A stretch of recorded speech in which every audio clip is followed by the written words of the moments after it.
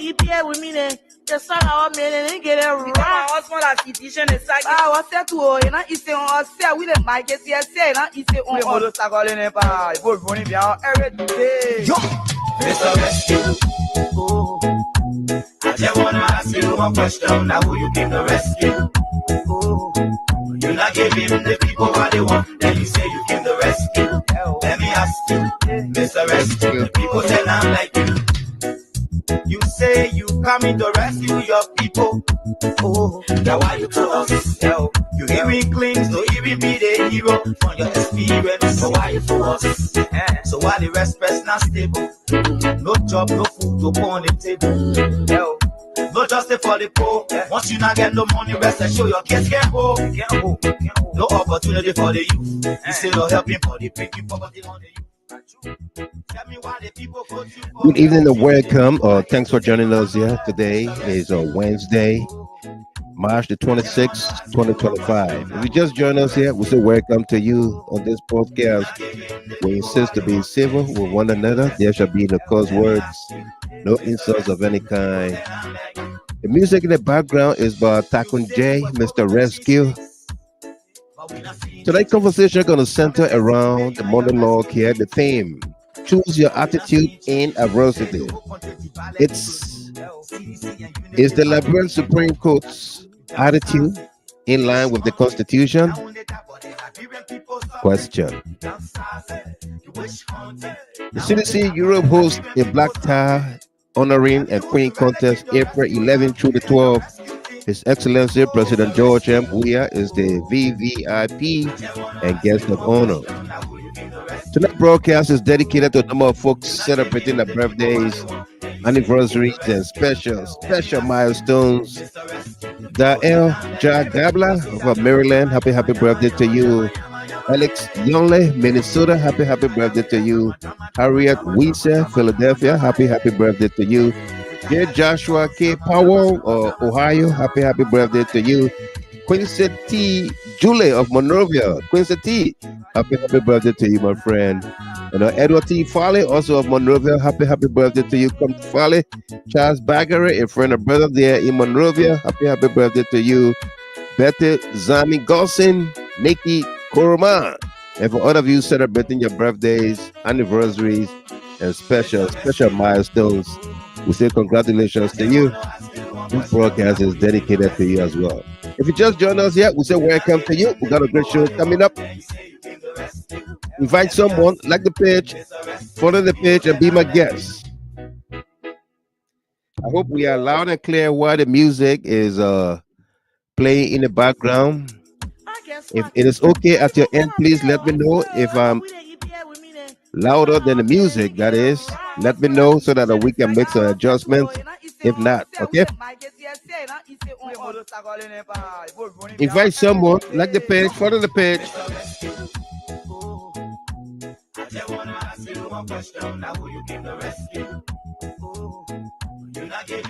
You did follow the Supreme Court hearing today in Monrovia, Liberia. And we're going to dig deeper into the conversation there tonight.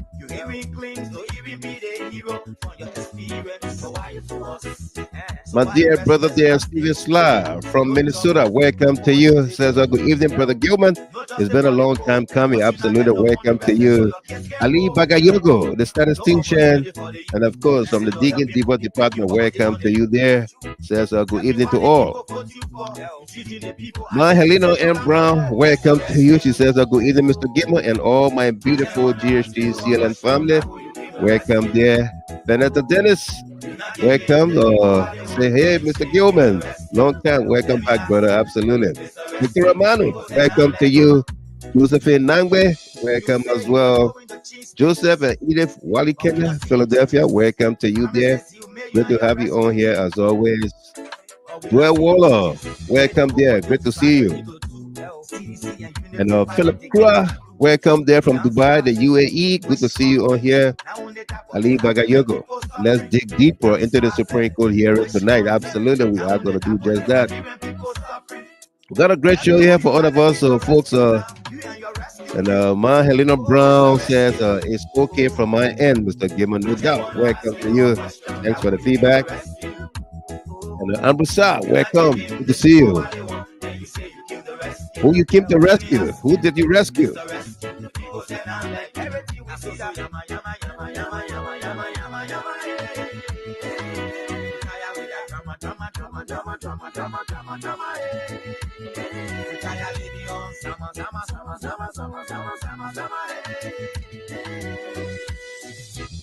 Our hot topics on here tonight. Supreme Court hears Bill of Information.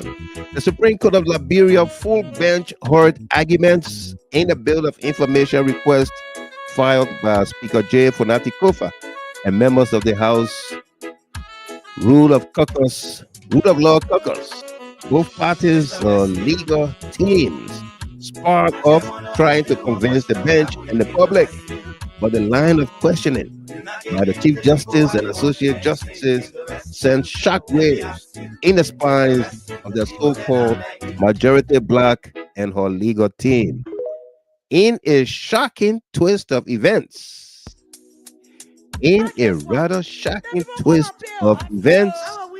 Chief Justice Yuoh requested that the Justice Minister reinforces the security details for all justices as they prepare to hand down their landmark ruling.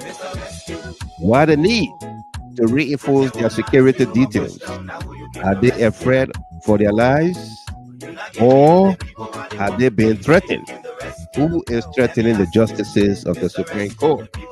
Let's dig deeper.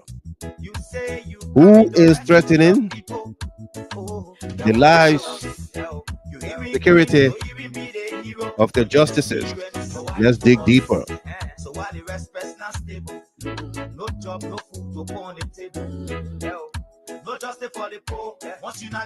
Also, coming up, welcome to you there, Juj.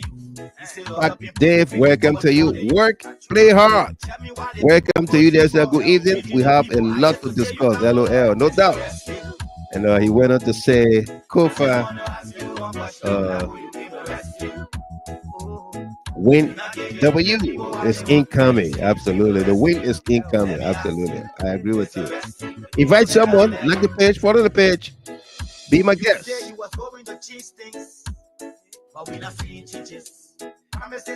I'm playing my part here. I'm inviting people.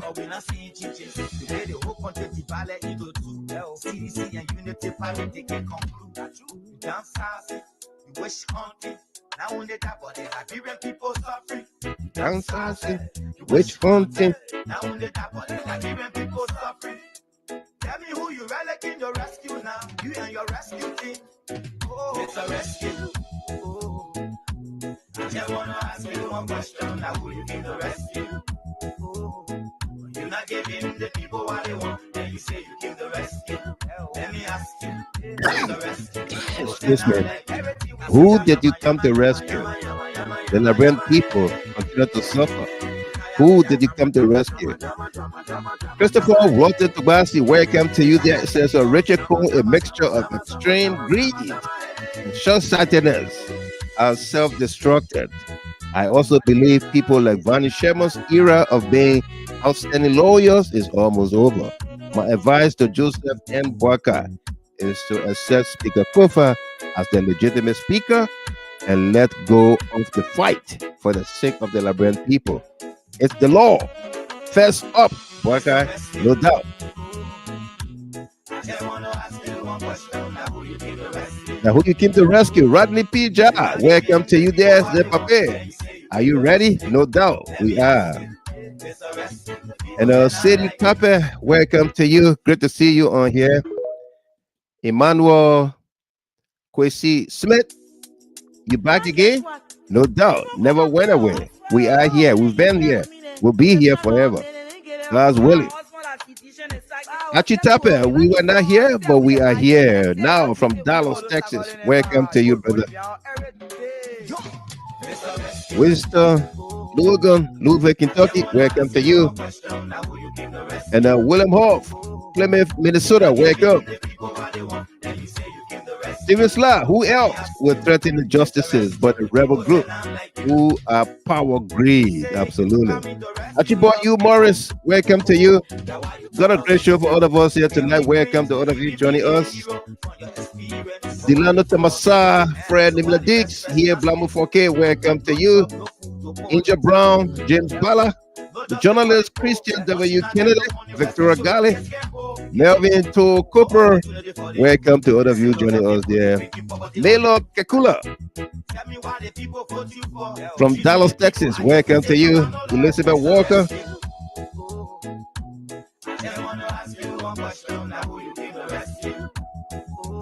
We got a great show coming up here. Also, ECOWAS mediation team revisit. The ECOWAS Parliament delegation has arrived in Liberia for another mediation meeting in the House of Representative leadership impasse. Reports indicate that the delegation was humiliated and thrown out of the Capitol building. The delegation, however, met with Speaker J. Fonati Koffa and members of the Rule of Law Caucus. The majority Bloc has denied the allegations. The pundits believe the story. Let's dig deeper. We got a great show coming up here. Invite someone, like the page, follow the page. Who did you come to rescue, Mr. Rescue? The song by Takun J.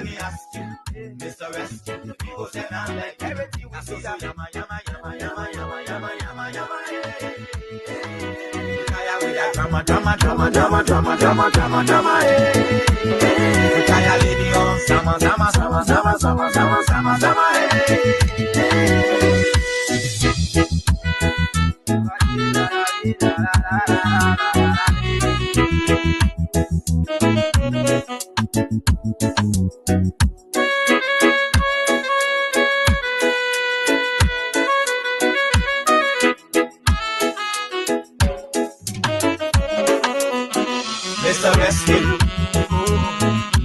I just want to ask you one question. Now who you came to rescue?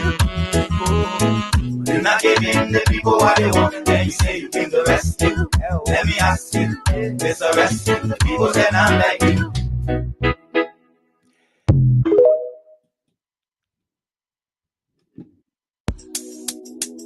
Guess what? The people come up here. I swear. How are we they keep here with me then? The son our men and get it right. I was one of the teaching is like I was there to welcome to you there. I guess yes, say now is the only one to go in pa. Go running bien every day. Mr. Rescue, I just want to ask you one question. Now who you came to rescue? Let's go to some of the topics we got for you here tonight to bring you some highlights from today's conversation hearing at the Supreme Court. Ada Oka, welcome to you there from Maryland, USA. Good to see you. Atosolo Senior, welcome there. The panelists, I'll be putting the link in the chat room momentarily, okay? I see Tamasa is also on here tonight. Hopefully we get to see everybody on board for a great conversation here. Solo Senior, welcome. There's a good evening, Mr. Wild Market Game of the Wise Man, no doubt. Thomas Nawolo, welcome to you. And Andrew Johnson, some people are still suffering from colonial hangover, Mr. G. Absolutely. Ahaj Bewazi, good morning from my end. Big brother Yao, no doubt. Welcome there, Ahaj Bewazi. Mandusu Dole, good to see you here. It's been a long time. Welcome, Mandusu Dole.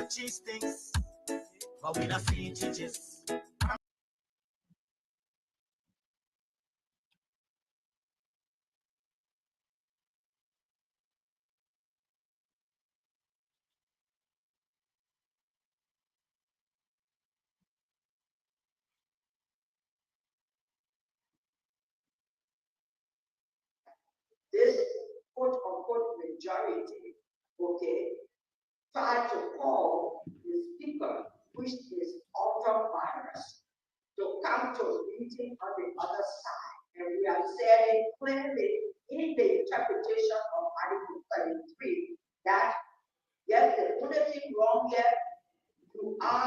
There is a speaker, you are the speaker, but you are in the minority. To compel, we don't have the law. So does that, with your argument, does that give a right for those that absent members to go and form themselves into a majority bloc? You don't form yourself into a majority bloc. You have a majority bloc because you are free. And now the one increase up to 150. And Adam and so we That's not nothing increase to 100. We are saying, we said, and we say again. We say it again, you can give 1,000. But we say at the time of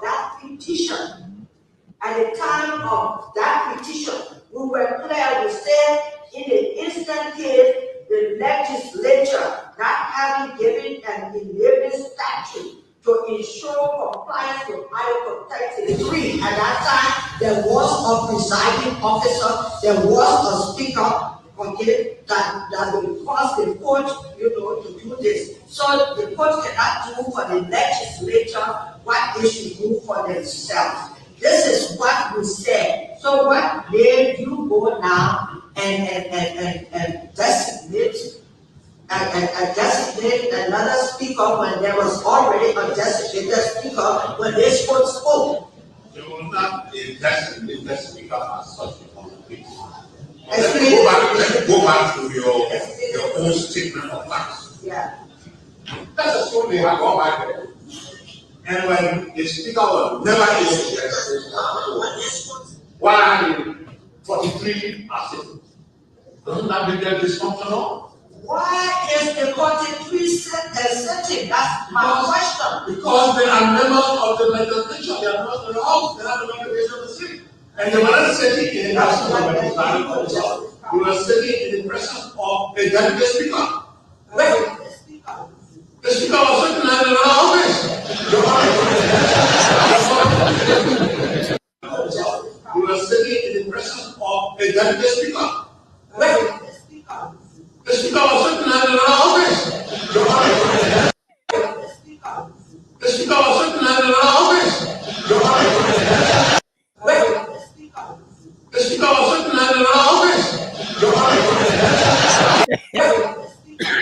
The speaker was sitting in the office.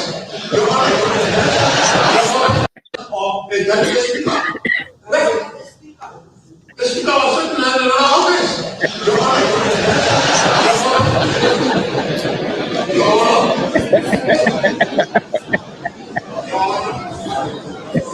Where was the speaker? We were sitting in the presence of a deputy speaker. The speaker was sitting in the office.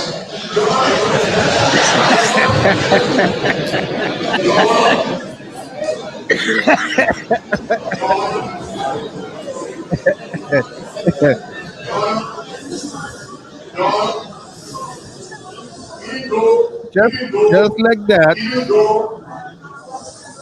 Just like that. That was the shocker. That was the shocker. Where was the speaker? The speaker was sitting in his office. The speaker was sitting in his office. Are you for real? Senator, former Senator Vonnie Sherman? Yeah. The speaker was sitting in his office. He said a 49-member voter is the one that will take out the speaker. So I don't see what is wrong with the majority that is about 50 now. When there's no speaker, call the session, we call the session, say, okay, we have the petition, this our petition, we don't think that we don't have a remove.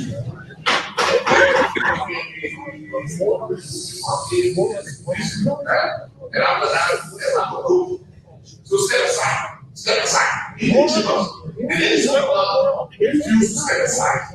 Then the majority got the case. You see, that case, step aside and you refuse to step aside, the law can make him to step aside. Yeah, the law can make him to step aside.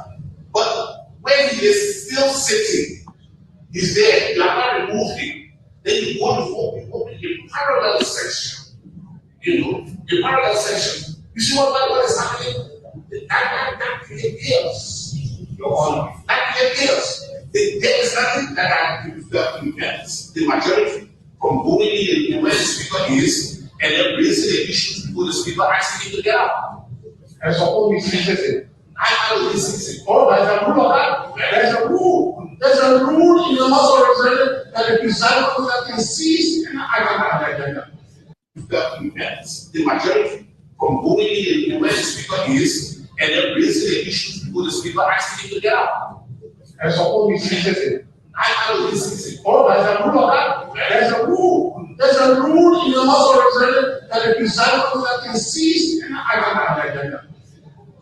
wonderful parallel section. The parallel section. You see what is happening? That creates chaos. Your Honor, that creates chaos.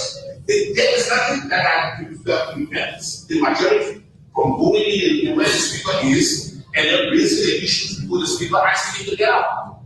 And so all these things I know this is all there's a rule of that. There's a rule. There's a rule in the House of Representatives that the presiding officer can seize and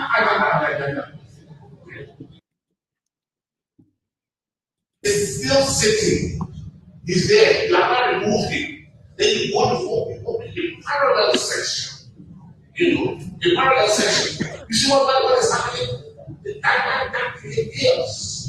Your Honor, that creates chaos. There is nothing that prevents the majority from going in and where the speaker is and then raising the issues before the speaker asking him to get out. And so all these things I know this is all there's a rule of that. There's a rule. There's a rule in the House of Representatives that the presiding officer can seize and All right. There's a rule that the presiding officer can seize the agenda item or whatever is on the floor for discussion. Granted, but where was the speaker? He was in the office. He didn't say he was removed. The speaker was in the office.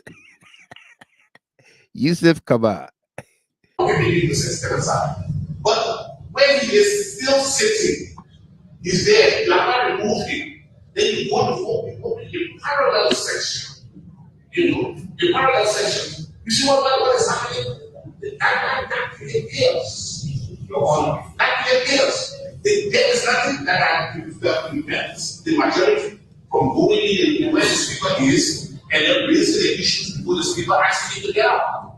And so all these things I know this is all there's a rule of that. There's a rule. There's a rule in the House of Representatives that the presiding officer can seize and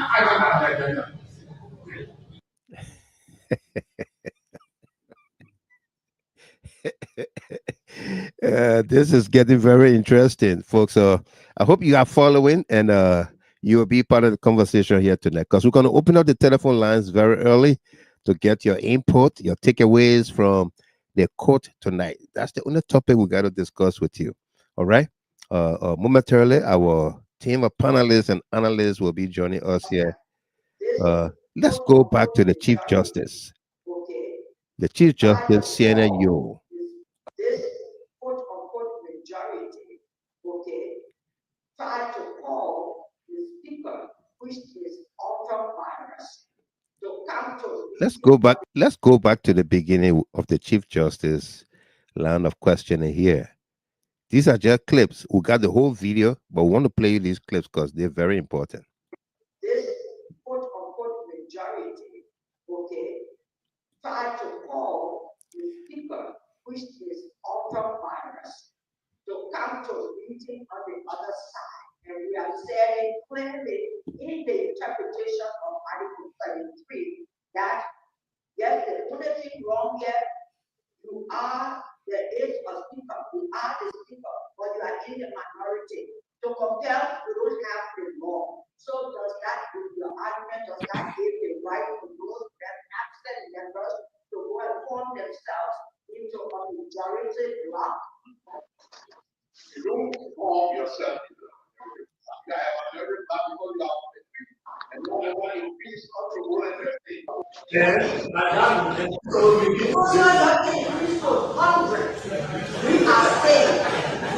said, and we will say again, we say it again, you can give 1,000, but we say at the time of that petition, we were clear, we said in the instant case, the legislature not having given an enabling statute to ensure compliance with Article 33. At that time, there was a presiding officer, there was a speaker, okay, that will cause the court, to do this. So the court cannot do for the legislature what they should do for themselves. This is what we said. So what made you go now and designate another speaker when there was already a designated speaker when they spoke? There was not a designated speaker as such on the case. Let's go back to your own statement of facts. Yeah. That's a story I go back there. And when the speaker was never able to express why 43 assistants? Doesn't that make them dysfunctional? Why is the 43 sitting? That's my question. Because they are members of the legislature, they are not allowed to have an obligation to sit. And they were not sitting in the presence of a presiding officer. They were sitting in the presence of a deputy speaker. The speaker was sitting in another office. The deputy speaker. The speaker was sitting in another office. The presence of a deputy speaker. The speaker was sitting in another office. And where was the speaker? The speaker was sitting there in his office. Fanny Shema. The presence of a deputy speaker. The speaker was sitting in another office. He recognizes the fact that the speaker was there, and so there was no need to have another speaker designated who had a speaker there. Where was the speaker? Chief Justice Yuoh. Let's go back to her. In the presence of a deputy speaker. The speaker was sitting in another office.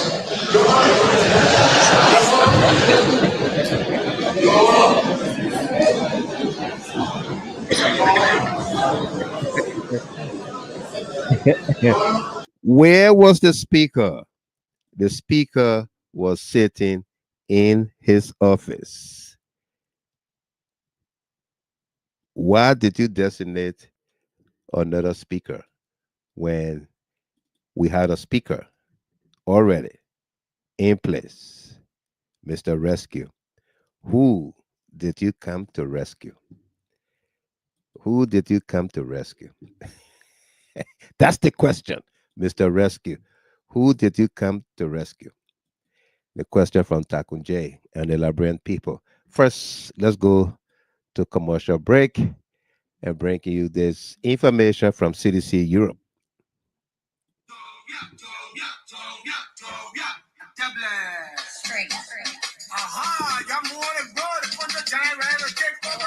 Ladies and gentlemen, boys and girls, have you heard the biggest and hottest news to hit the center of Amsterdam, Netherlands, or Holland? The Coalition for Democratic Change, CDC Europe branch, proudly presents a black tie fundraising event. And it is happening in Netherlands, in the center of Amsterdam. April 11, 2025 will be a grand meet and greet. On Saturday, April 12, 2025, there's going to be a big-time queen contest and a award show at 6 p.m. Hey, the dress code is a formal black tie attire, which means come in your corporate wear. Please dress to impress, because the biggest one, the special VVIP guest and the chief patron is no one else, His Excellency Dr. George Weah Senior, the former president of the Republic of Liberia and the standard bearer citizen global. The roll calls, the red carpet welcoming ceremony, a grand queen contest, a world presentation, also a musical jamboree to dance your night away. A delicious food and drink will also be on sale. No food from outside and drinks are allowed. And the list go on and on. Aha. Come and meet our queen who vying for the CDC Europe Golden Crown. Beautiful Miss Mama Fudge, representing Switzerland, representing the Netherlands, Miss Walter Bowman. England, Miss Sweetie Jackson, while France, Miss Sonema Genevieve Mapuka Dennis. Denmark, the most talked about cheerleader, Benu Dunkley. Tickets are already on sale. Please contact the number +4179 1336778 +4474942858. That's not all. Your MC for the show is the most talked about Wild Michael Gilman. 3 MC, 1 microphone. While DJ Mustafa Kamara, ally DJ Messi, will be pumping 10,000 tons of gas into your system. When you get there, say Seko Baleman, one time Rahim of Kings FM, sent you. See you there, cause I'm already on my way.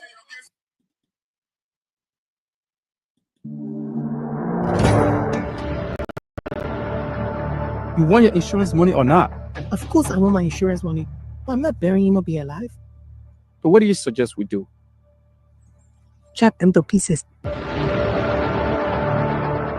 Duke was just on my house. And he's looking for the both of you so desperately. Get your hands off my shirt. Now until you tell me where you take my money, Rap. I sent the money to my mother in Liberia.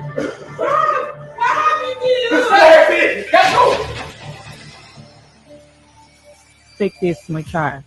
What is that?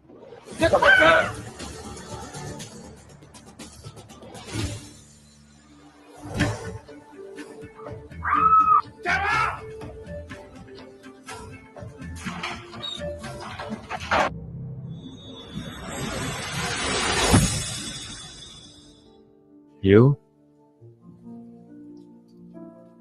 are more beautiful, and I can't wait to spend the rest of my life with you. Tell me he likes you. I think so. How did you end up with Duke? It's not good for you. I know. It was my sister who introduced me to him for the papers. What do you want from me? I want my money. What did you do with it?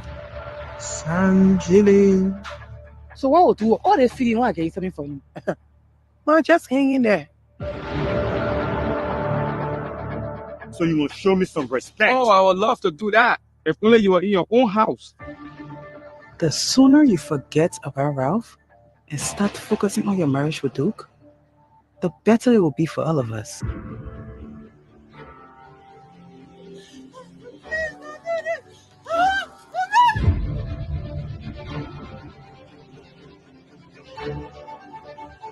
When Love Happens is in theaters March 29th, Minnesota, April 5th, Ohio, April 19th, 2025, North Carolina.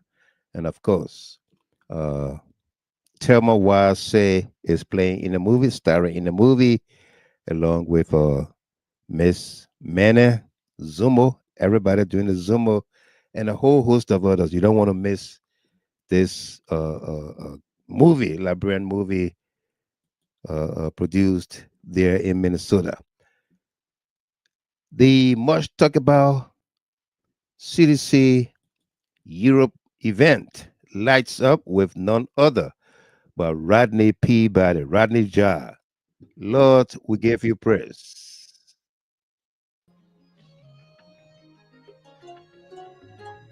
You're so good to me for all you have done. Lord, I give you praise. You're so good to me for all you have done. I want to give you praise.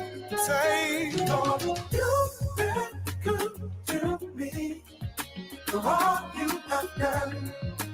Lord, I give you praise. You've been, Lord, you've been good to me for all you have done.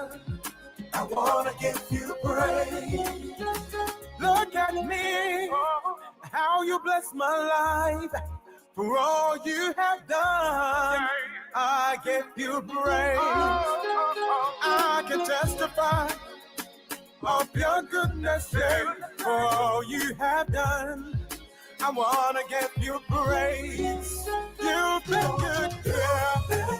Good to me, yeah. For all you have done. Oh, Lord, I give you praise. Yeah, Lord, you've been good to me. For all you have done. God, I wanna give you praise. Looking back at my life, I can't imagine where will I be. If you just joined us here, we say welcome to you. Rodney P. Ja will be gracing the stage there in Amsterdam, April 11th through the 12th for the CDC Europe program. Don't miss it. Andrew Johnson, welcome to you. Whoever digs a pit will fall into it. Absolutely. Cecilia Zulu, welcome there from Melbourne, Australia. Good to see you on here. My daughter-in-law, Kowina Dio from Minnesota, welcome there, Brooklyn Center. And Michael Grain, welcome to you as well. Also, Joyce Lomager Wayne, Minnesota, Brooklyn Park, welcome. Asata O. Dawson, good to see you on here. Mohammed Enza Dole, welcome. Sam Rex, hi, Mr. Gilmer. I'm still waiting. Don't forget. No, I have not forgotten. Will not forget. We are in this together. Going to Europe together, right? Absolutely. And of course, Eric McGill, Atlanta, Georgia. Welcome to you there. We've got a great show coming up. Paula Orito Reto, welcome to you. We see we already got a panelist, Rashad Bezadi Chapin from Australia. She's already in-house. Also, senior analyst Abraham Corner. V Corner is also here. On that note, we say happy Ramadan to all of you, our Muslim brothers and sisters. Hope all is going well with you as you draw closer to Ramadan. Okay, keep us in your prayers as we pray for you as well.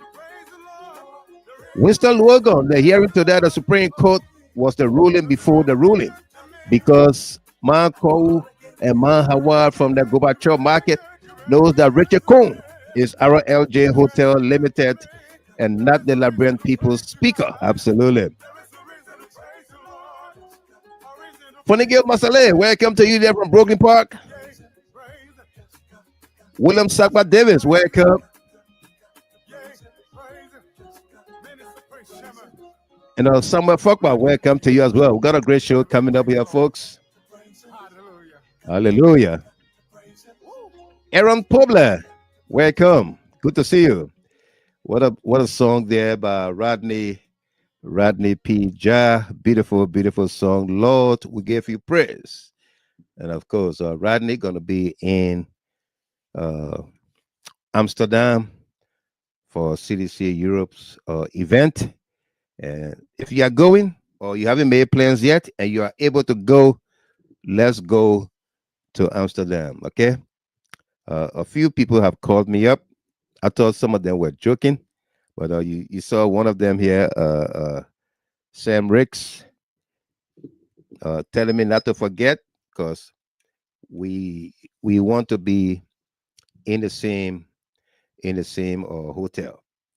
Yeah, and we are working on that to make it happen. Let's welcome our team of panelists and analysts on here. Let's first go to the lady there in Australia, Miss Chapin. Welcome to you there. How you doing? Mr. G. Chapin. She's probably not ready. And so let's go to Brother Connor. The man is on video tonight. He's ready to fire up. Evie. Yeah, Mr. Kima, after Brother Connor. Okay. All right, great. Evie, welcome. Yeah, good. Yeah, Mr. Kima, after Brother Connor. Okay. All right, great. Evie, welcome. Yeah, thank you, my brother. That video, the TV in the back, you gotta. Yeah. Right. That video, the TV in the back, you gotta.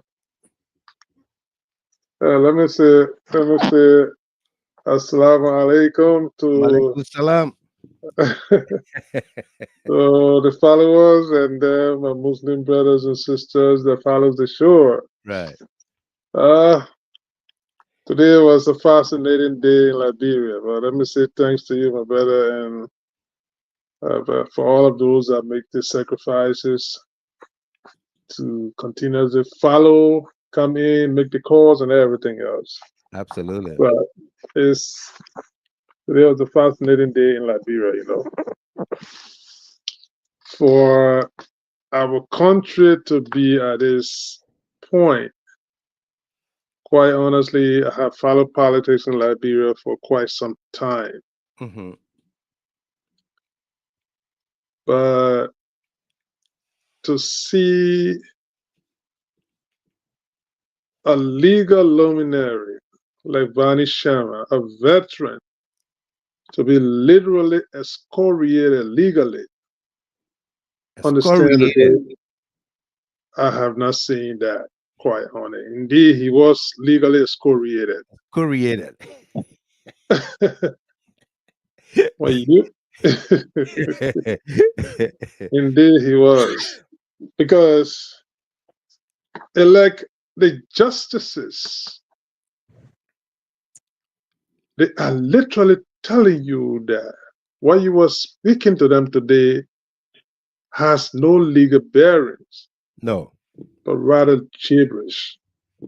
Gibberish. To the point that the courtroom breaks into laughter. Into laughter. Talking about where was the speaker? Where was the In speaker? his office. Yeah. And you expect the judges, the Supreme Court bench, to rule in your favor. Such a statement for you. Where was the Senator speaker? Councilor Chama. It's a sad thing, my brother. He didn't say, you're gonna continue. You're gonna continue, Evie. He didn't say the speaker was removed, or Speaker Kofa was removed, or Speaker Kun was, God forbid, Speaker Kun was presiding. He didn't say that. No. The Chief Justice asked him, where was the speaker? Yeah. And he said, first he said the deputy speaker was presiding. Yeah. So where was the speaker? The speaker was in his office. Yeah. At least he testified for Speaker Kofa, in fact. He did. Because as a matter of fact, if you're going to tell, the speaker was nowhere in Mosrata County, in the bailiwick of Mosrata County, then you're talking something. But talk about he was in his office. Yeah. And if the speaker is anywhere, it doesn't negate the fact that he's supposed to preside. That automatically the deputy speaker just there say, you know what, the speaker in his office, let me come preside. No. Nowhere. It has no legal bearing. No. Not even the rules of the House of Representatives that has such. Mm. You know, so indeed it was a great day for Liberia. A great day. And let me tell you this. I know people are kind of a little pessimistic owing to the history of the Supreme Court, how sometimes it comes out with ambiguous rulings. As a matter of fact, the war was watching today. The world was watching. Just speak a little bit about the court allowing cameras in there today. That's where I was going, my brother. Right. I mean, this was emphatic. It was deliberate, and the Supreme Court. I have not seen the Supreme Court bench to allow cameras in that deliberation. Yeah. But how did that happen? I stand corrected, but I have not seen, especially on the magnitude of this case, right, to allow cameras in there on the deliberations. That's how much it was deliberate today. Right. That we would do this, and the world will understand our previous position. Perhaps people thought that we were not emphatic, but indeed we will allow cameras in here today. So in fact, our partners, be it the United States, the European Union, everywhere today, they saw the deliberation, they saw how emphatic the Supreme Court bench was, the unanimity of how much it excoriated this particular group of people calling themselves, quote unquote, a majority black. What more can the Supreme Court tell? There is no way that they're going to have such a deliberation, such an exchange, and you expect me to believe that it will come and give a ruling on the contrary? Let's go to Miss Chapin. Miss Chapin, you there? You ready? But again, it's great to be here, my brother, and No then doubt. definitely, yeah. Welcome. We got more to cover. Miss Chapin, your opening. Yeah, it's okay. Well, thank you. What was your takeaway today? Everybody. Well, I think the Supreme Court, my impression is that this issue have put the Supreme Court, the members of the Supreme Court in the court itself, and the individuals serving in the court, they put their integrity and years of fairness and transparency, they put it on the line, and being that final arbiter of justice, I think is at stake. So the Supreme Court bench, what I saw is that they went all out.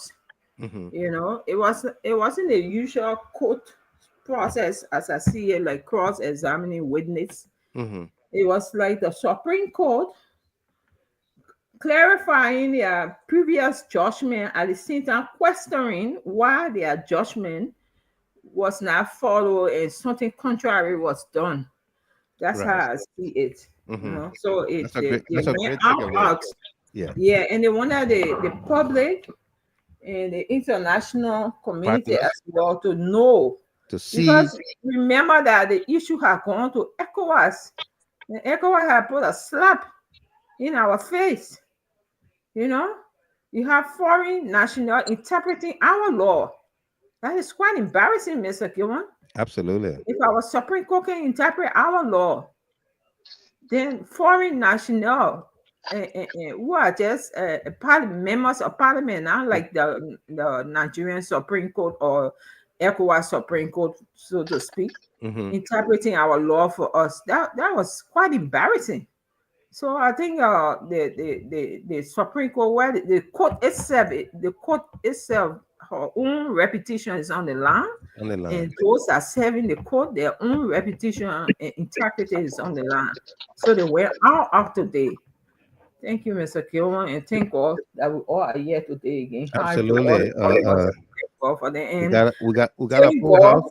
Solo Senior for our Muslim brothers and sisters for going through special month. Yeah. 40 days. Thank you. They got 2 more days, according to Mark SP. They got 2 more days. Okay. Mask already. God will answer your prayers. Right. Each and every one of you. That God will grant you. Yeah, I think it's Thursday. It's Thursday to Mass. Yeah, so she got 1 more day. Yeah.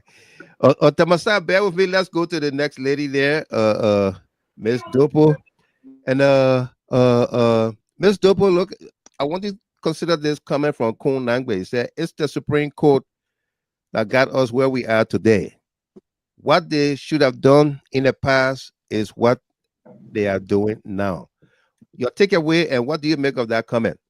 Yeah, thank you so much, Mr. Gilman. I want to say, thank God you came back safely from the motherland. Right. Say hi to all of our panelists here, Sis Rachel, Brother AB, Tamasa. Hats up to you guys. Thank you for holding it. But what the guy said with regards to the Supreme Court, yes, it's true. They should come up long ago to clarify this thing. It's been dragging for so long. I know there were a lot of politics that were playing underneath it. You know, they just talking with their own opinion, interpreting and all of that. But you know, stuff like this should have been nipped in the bud from the inception. You know. Right. But be that as they may, you know, now that they've decided to come out, better late than never. We are still Yeah. what they're gonna say, you know. And then with regards to the ruling, I mean the argument they had today, there were a lot of nuggets, you know, that I learned from it, and it kind of tells me, you know, where the ruling gonna go, except maybe something else happened where envelopes are exchanged or what have you, which I don't want to believe that, because this Supreme Court supposed to be the Supreme Court that will put our democracy on the map. People, you know, is lacking behind in terms of the rule of law government came to power. So the Supreme Court has set the record straight. And based off the argument I saw today, I think they're going to do just that. I will leave it at that for now. Thank you. We're gonna come back. Tamasa, welcome. How you doing?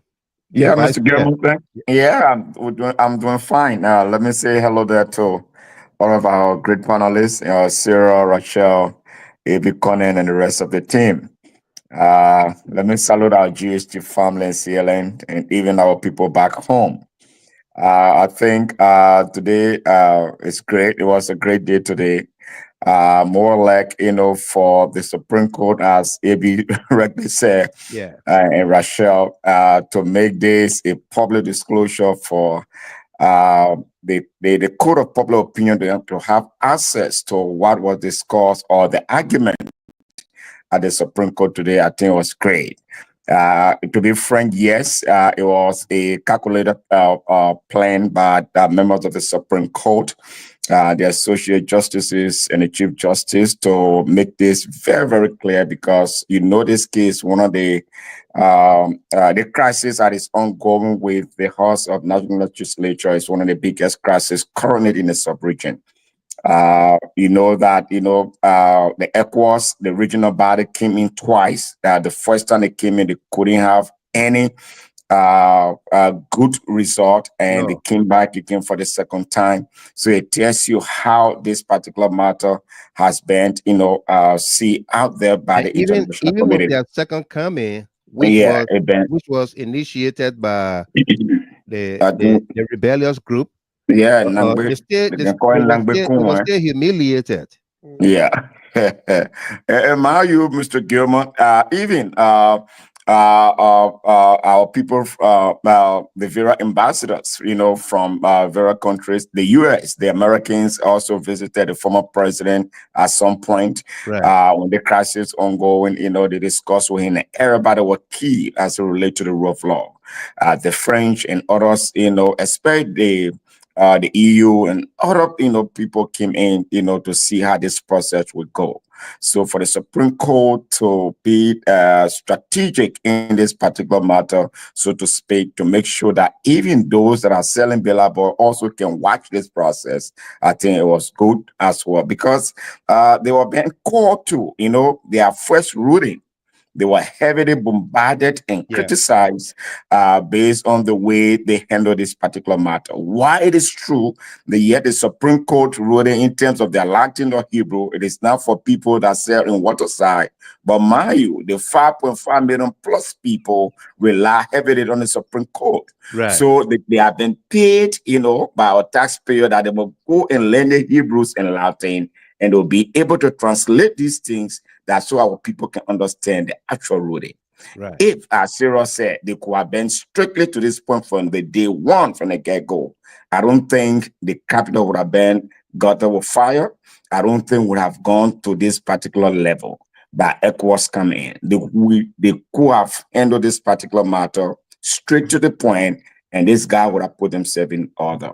So yes, from that radar, part of this particular crisis, the prolonging of this crisis, part of it is meant, hold the members of the Supreme Court responsible, for dilly-dallying on the particular process and making it to be so long. The stand that it took today, they would have taken the particular stand at the get-go, being very strict to the point, I don't think would have gone to this part. But I think it was good that we watched this particular process too. I think this morning I was glued. I have to delay from work, to see how the argument was going. But sometimes OH comes with a lot of complication. I was sorry for the lender counselor, the old man Barney Sherman. But sometimes OH comes with a lot of complication. So sometimes he say he had a mail in his office, so he couldn't see anything. So he said the mail in the office.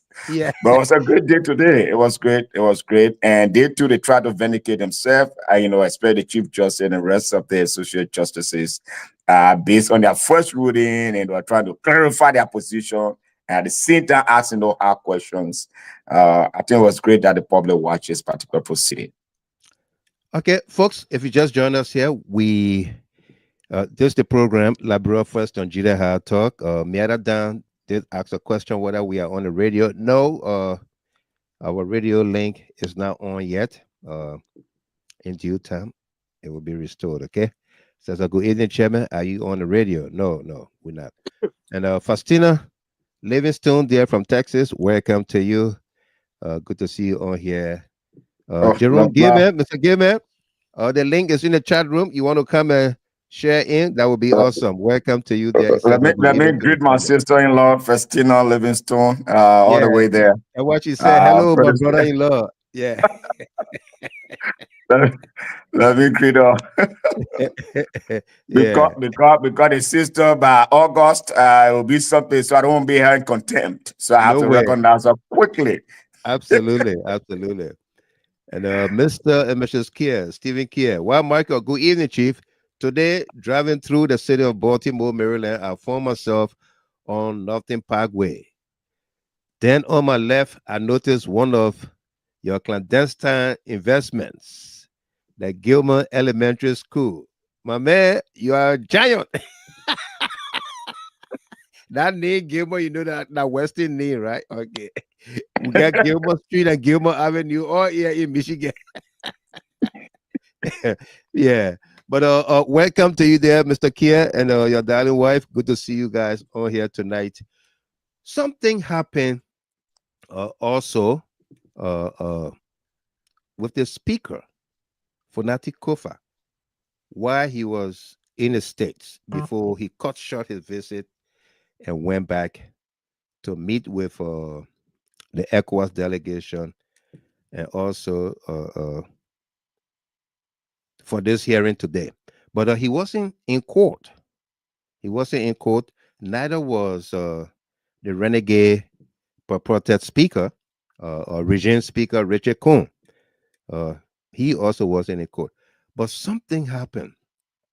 I'm going to play you a video of Speaker Kofa in a short interview with this gentleman.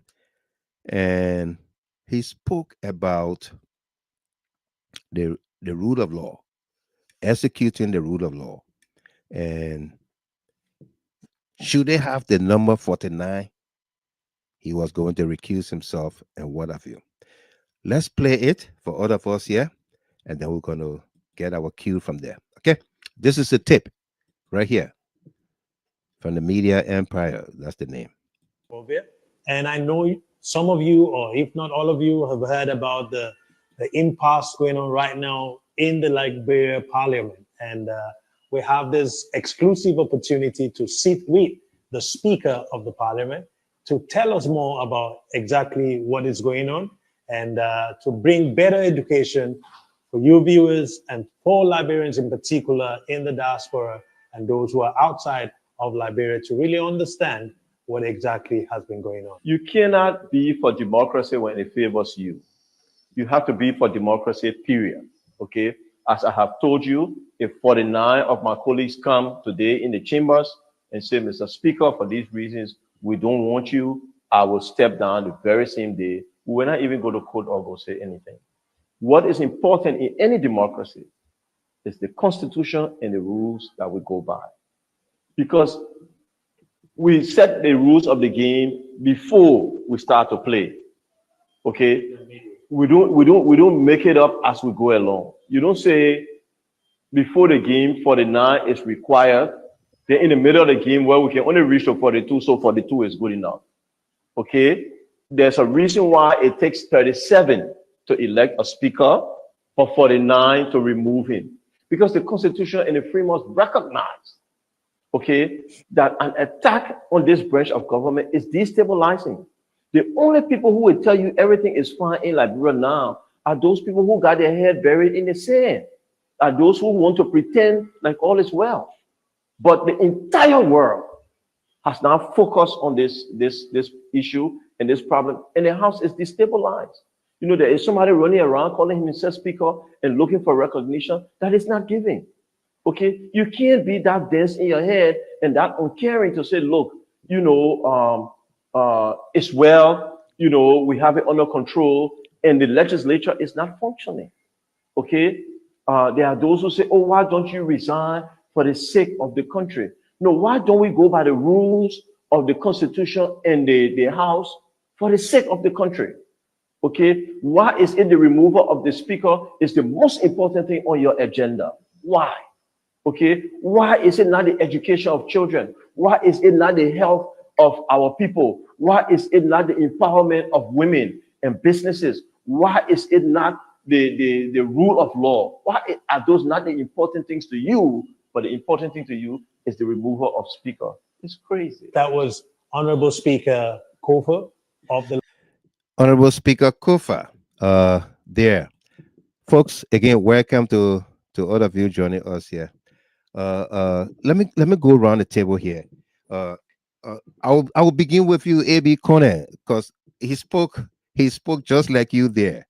People who got their head buried in the sand. In the sand, are ostrich.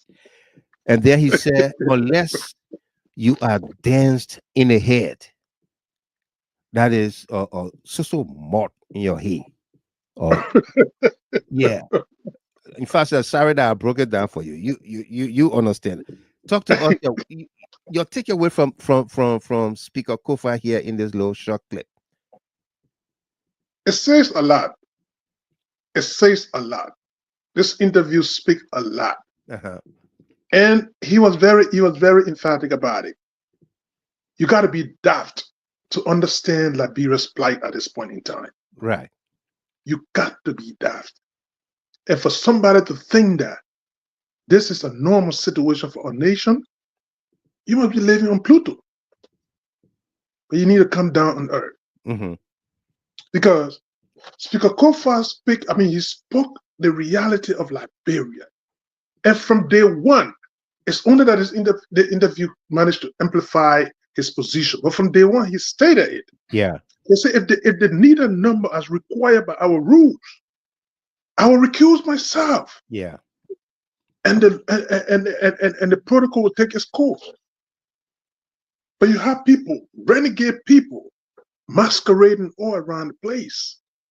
And why he's stating, like I said today, let me just close on it real quick because I know the others will come in. Yeah. Just to close on this real quick, my brother. To this event shine a lot of light on the situation in Liberia. And like I stated, it was a calculated ploy by the Supreme Court, and it was deliberate. To have the cameras in court. To have the cameras for the war to watch, because otherwise people will fill in the gaps. They'll fill in the gaps. What make you think today when the renegade group left from that place, like the last time when the Supreme Court ran a decision wherein the cameras were not there, they interpreted it their way. Yeah, and they ran.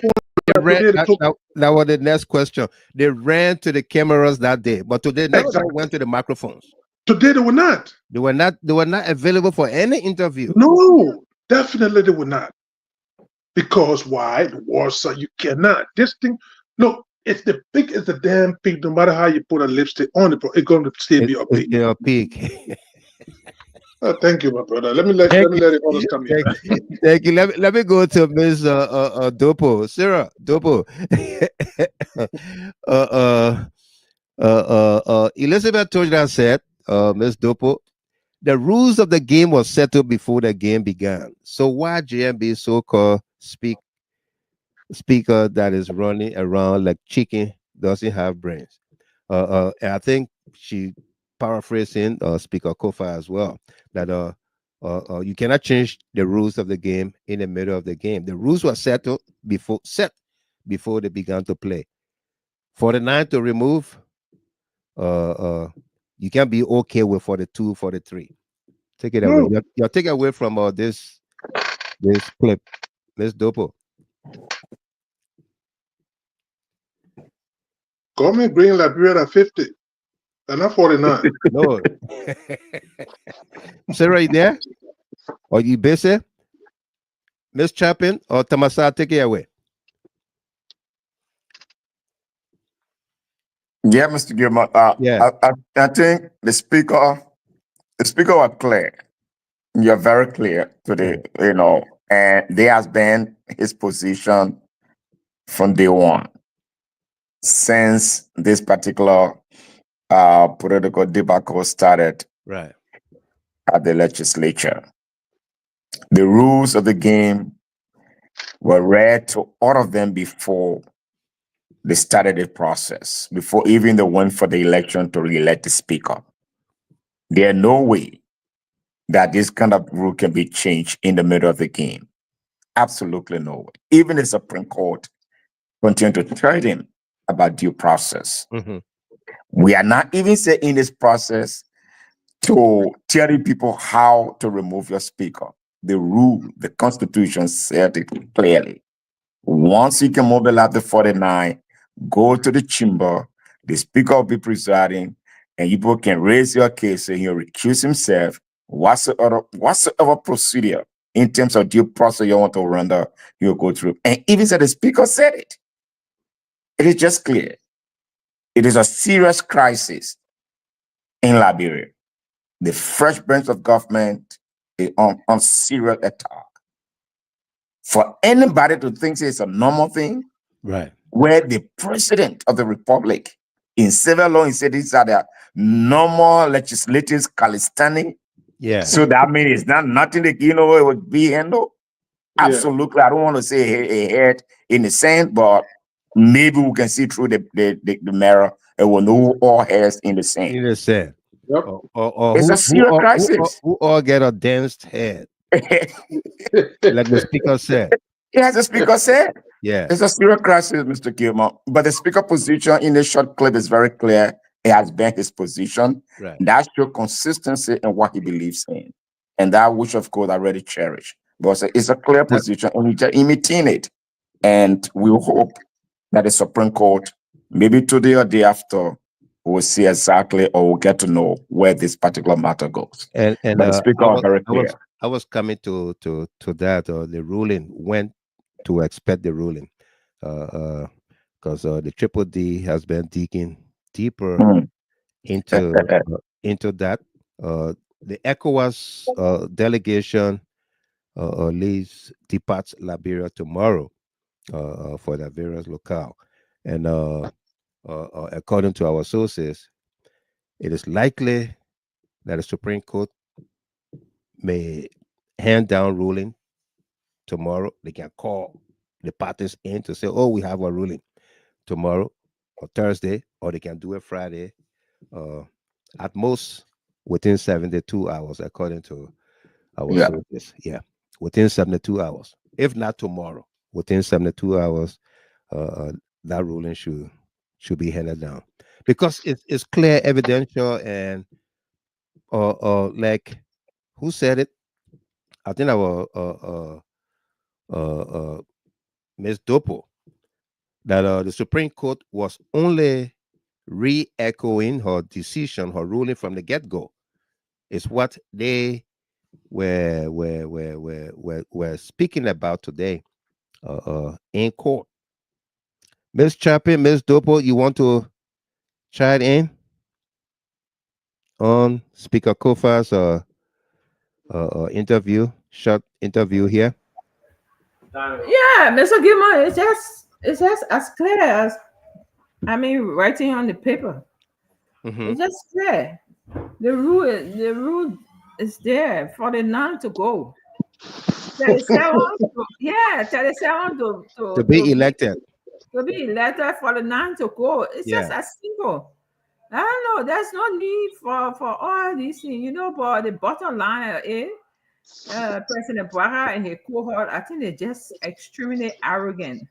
And they feel that winning the presidency have rendered them the only citizen in Liberia. That's the only thing that explains it to me. Because it's just simple.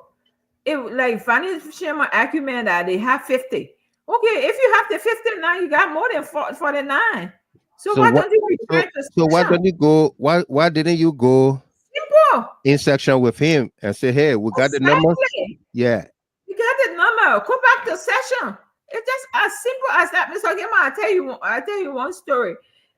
When my children were in Ghana, because they spent their 6 months in Ghana before coming here, I was studying that day, and I remember that I had to send in some money. So the post office was just a block away from my school. So I jumped in the tram. I didn't touch on, thinking that the distance is just one stop. Right.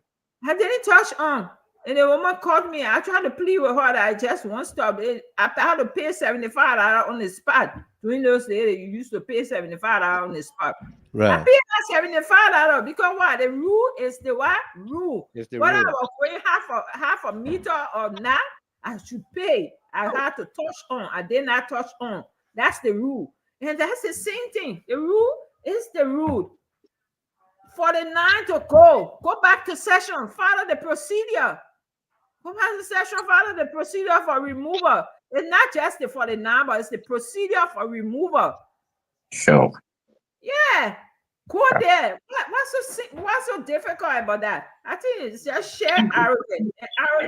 Arrogant people are, I don't want to say the word, but they are stupid. But you said it already. Right there. Just to add this onto it. Right. You know what it means? Siana Yo is telling the entire world, calling the government that it needs security. Yeah. They must provide them security. We're coming to that. That's how much this tells you, my brother. That's the gravity of situation. We say in a shocking twist of events, Chief Justice Yuoh requested that the Justice Minister reinforces the security details for all justices as they prepare to hand down their landmark ruling.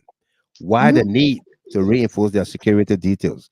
Are they afraid for their lives, or are they being threatened? Who is threatening them? Maybe go ahead. No, I mean that's a logical and salient point that lady had to raise today.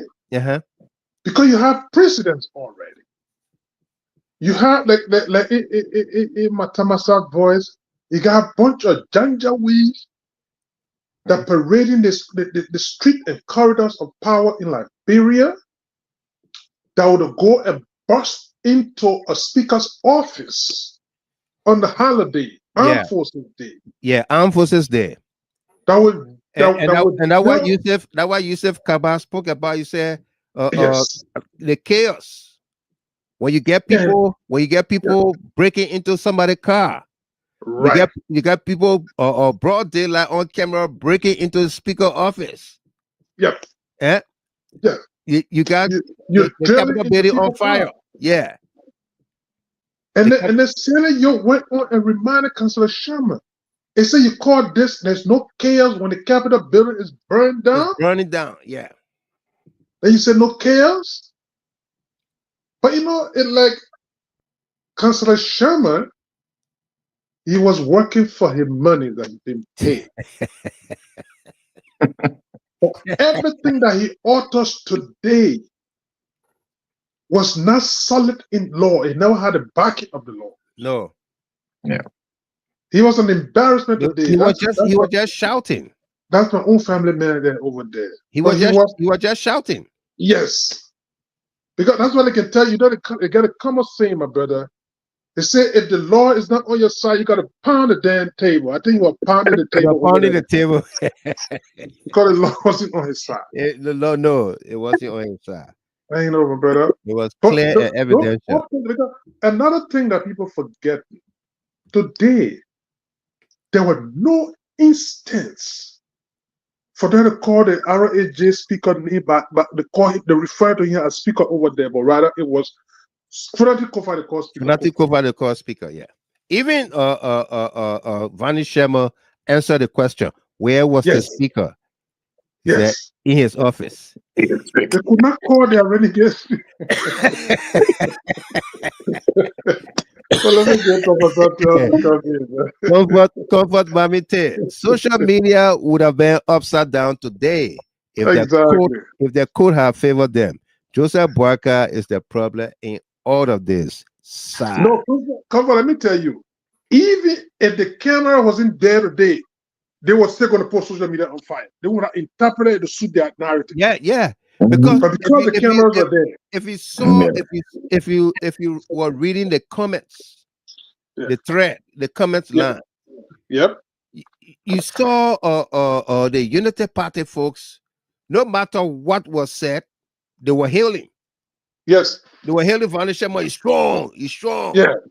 But the man was sweating. Yeah. But they kept saying Vanessa was strong and all of that.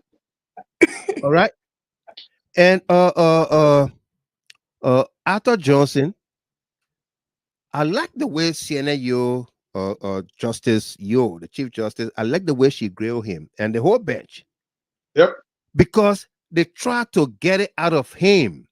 Yep. Let him give them the reason why they will rule in his favor. Mm-hmm. All right. Mm-hmm. So they were hard on him with the question so that he brings it out. He brings it out. Yeah.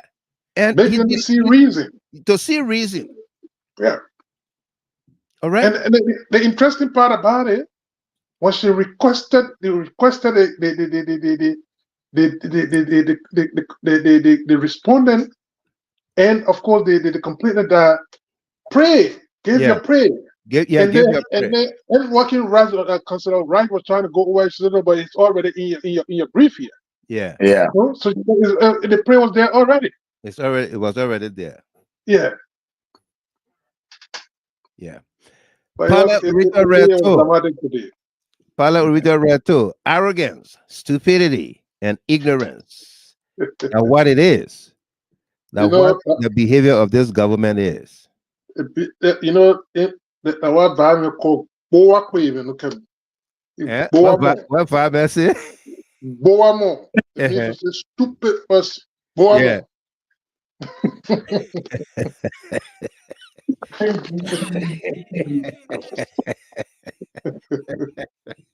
I'm telling you. I also go back to our dollar dictionary there. Bring some For Lordship Bright Kofa, the judge said it's ultra virus. May they are performing illegally. The rule of law must prevail. Welcome there. And Joanna Zulu, happy belated birthday to you. Work hard for your money, she said. And that was of yeah, that's what he was doing. I had money by he was sweating over there today. It ran his belly. Yeah. It'll get balance for him, they will not pay him. It'll get balance money for him. They'll tell you, my man, you saw that you don't do no good job. You were just yelling. Yeah. They will tell you to declare bad debt on that one. Yeah, will declare bad. So he either collected before he went to court, or he will not collect after court. No way. Okay. If I going forced for retirement, then you go get him job. Yeah. But you know, somebody referenced something. Yeah. Yeah, at that point, if you were talking about the Chief Justice asking the executive branch for security. Yeah. It is not a good thing for the government, especially for, it speaks a lot. It speaks a lot because... Yeah, that go ahead. There's a serious thing going behind the scene. I think members of the associate justices are under serious threat in terms of intimidation behind the scene, calls, and all these things going on. And looking at there's a likelihood that they refused the brown envelopes. Yes. Yeah, and looking at the court of public opinion very strong. That their first ruling, the way the public responded to what came up from their first hearing They know exactly, what, how things are going. So they can't go and compromise just for a short period of time.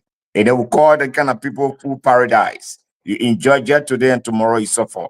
They don't want to go through that process. That is why you see with the cameras in there and the Chief Justice requesting for more security.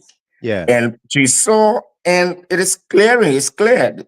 Where they got bossing places, some this quote unquote spoken speaker ordering for another car to be bust open. Yeah. And then you see the kind of ruling coming against these people and how the damage they have already caused. So there are a lot of things. So I think she was very smart. I told you, I said these people are very tactical. And that's why they requested for this camera. They allowed this camera to go in. They allowed the camera to go tactical in. and strategic to also call on the executive. They put the so that executive they know on notice. on notice, With the Liberian people, with the with the Liberian international people. partners. That's it. So they were very clever in handling that issue. Absolutely. Yeah. But Delano, real quick to even add up, the woman enumerated all of those things, and even more to the point that at the capital, wherein lawmakers were brutalized, and then they broke Collins' arm and everything over there. Yeah. I have never seen that. No.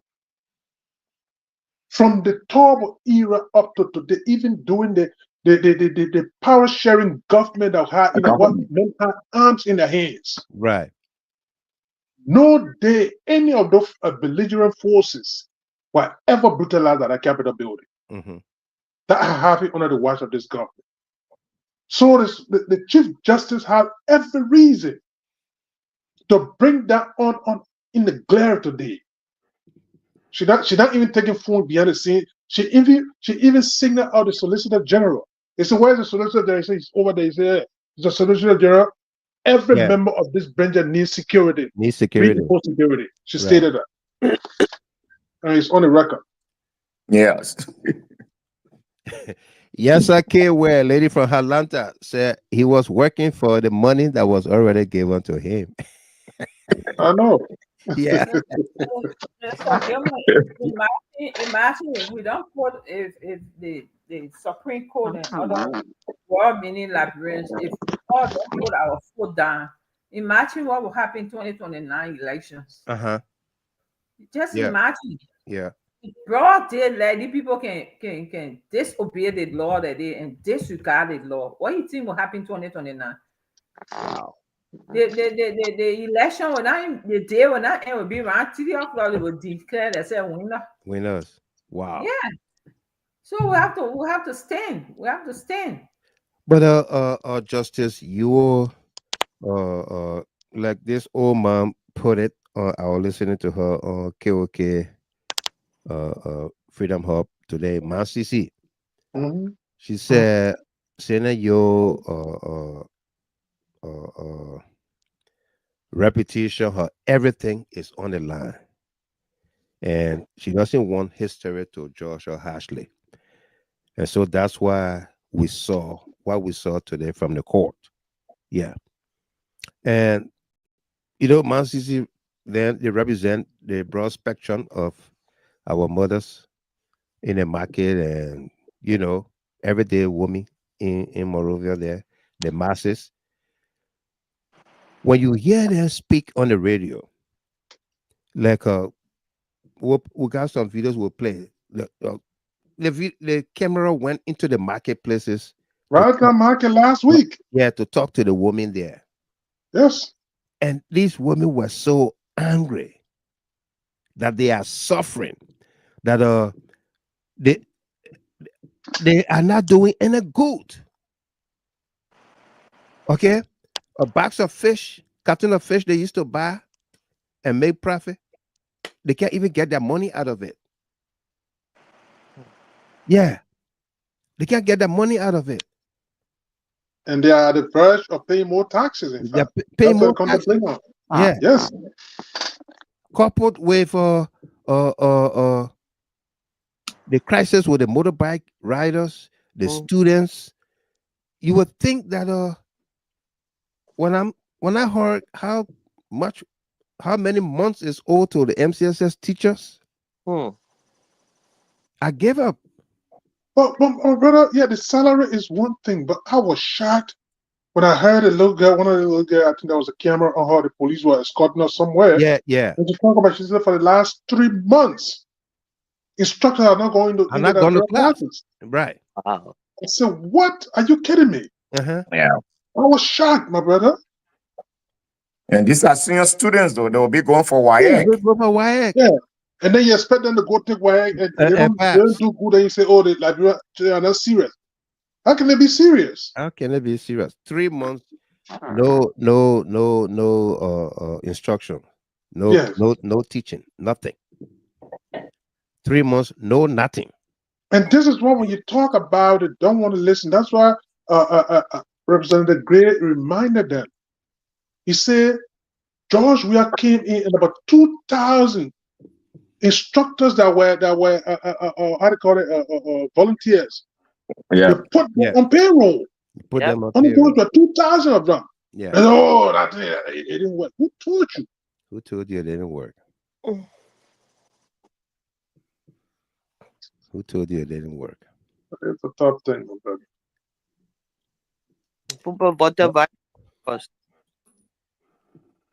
Let's bring out some quotable quotes by the justices. Yeah. Let's do this here. This is the Honorable Chief Justice. You guys can see it? Yes. Yami basically all reminded the guy today. He said somebody was talking about, he said just talking about liquor talk. Yeah, he said, I will not talk because you said the last time I told you said that liquor talk.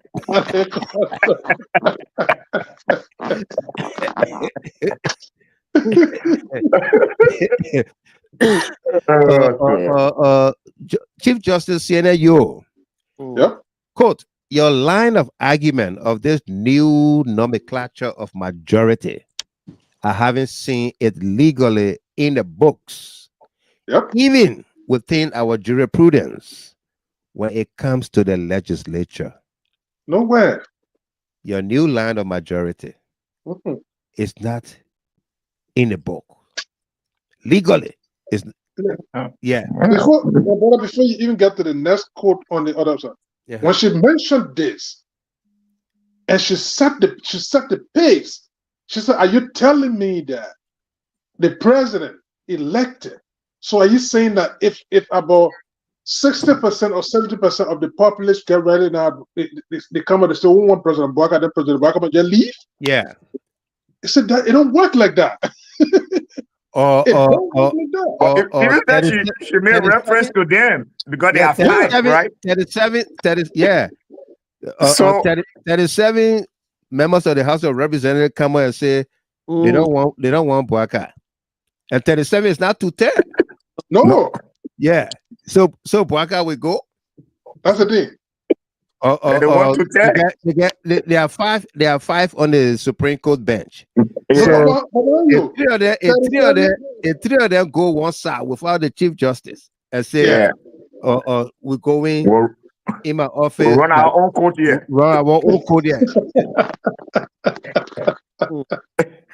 In France, Justice come out, you be there as the new Chief Justice. Yeah, you preside. You're the Chief Justice. Well, listen. Here's the thing. Even the House of Representatives own rules. It takes 37 to elect a speaker. But it takes 49 to remove. 49 to remove. Later on, all that 37 can decide will say, we won't want you right now. It doesn't mean that the mayor will go away. No. It has to be 49. It should be 49. Yeah. Ms. Topo, you want to come in? Sarah, Topo. The lady is busy tonight at work. I don't want to clock. Anytime you want to come in, just come in, all right? Miss Chapin.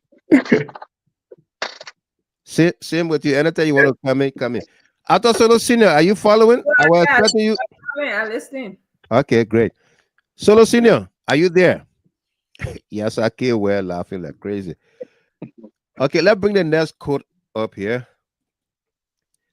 And James Etter Howard Wolokoli.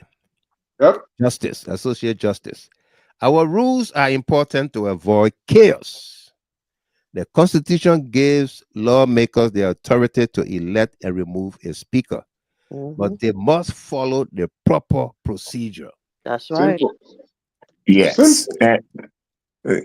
Yes. What is the procedure? Miss Dopo. Miss Dopo, I hear you talking. That's right. What are the procedures Justice Wolokoli is talking about here?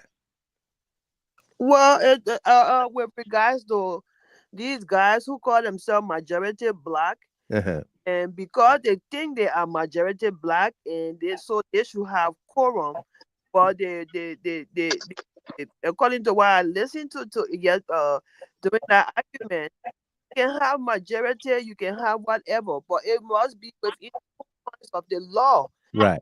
It doesn't mean just because you have majority that means you are right.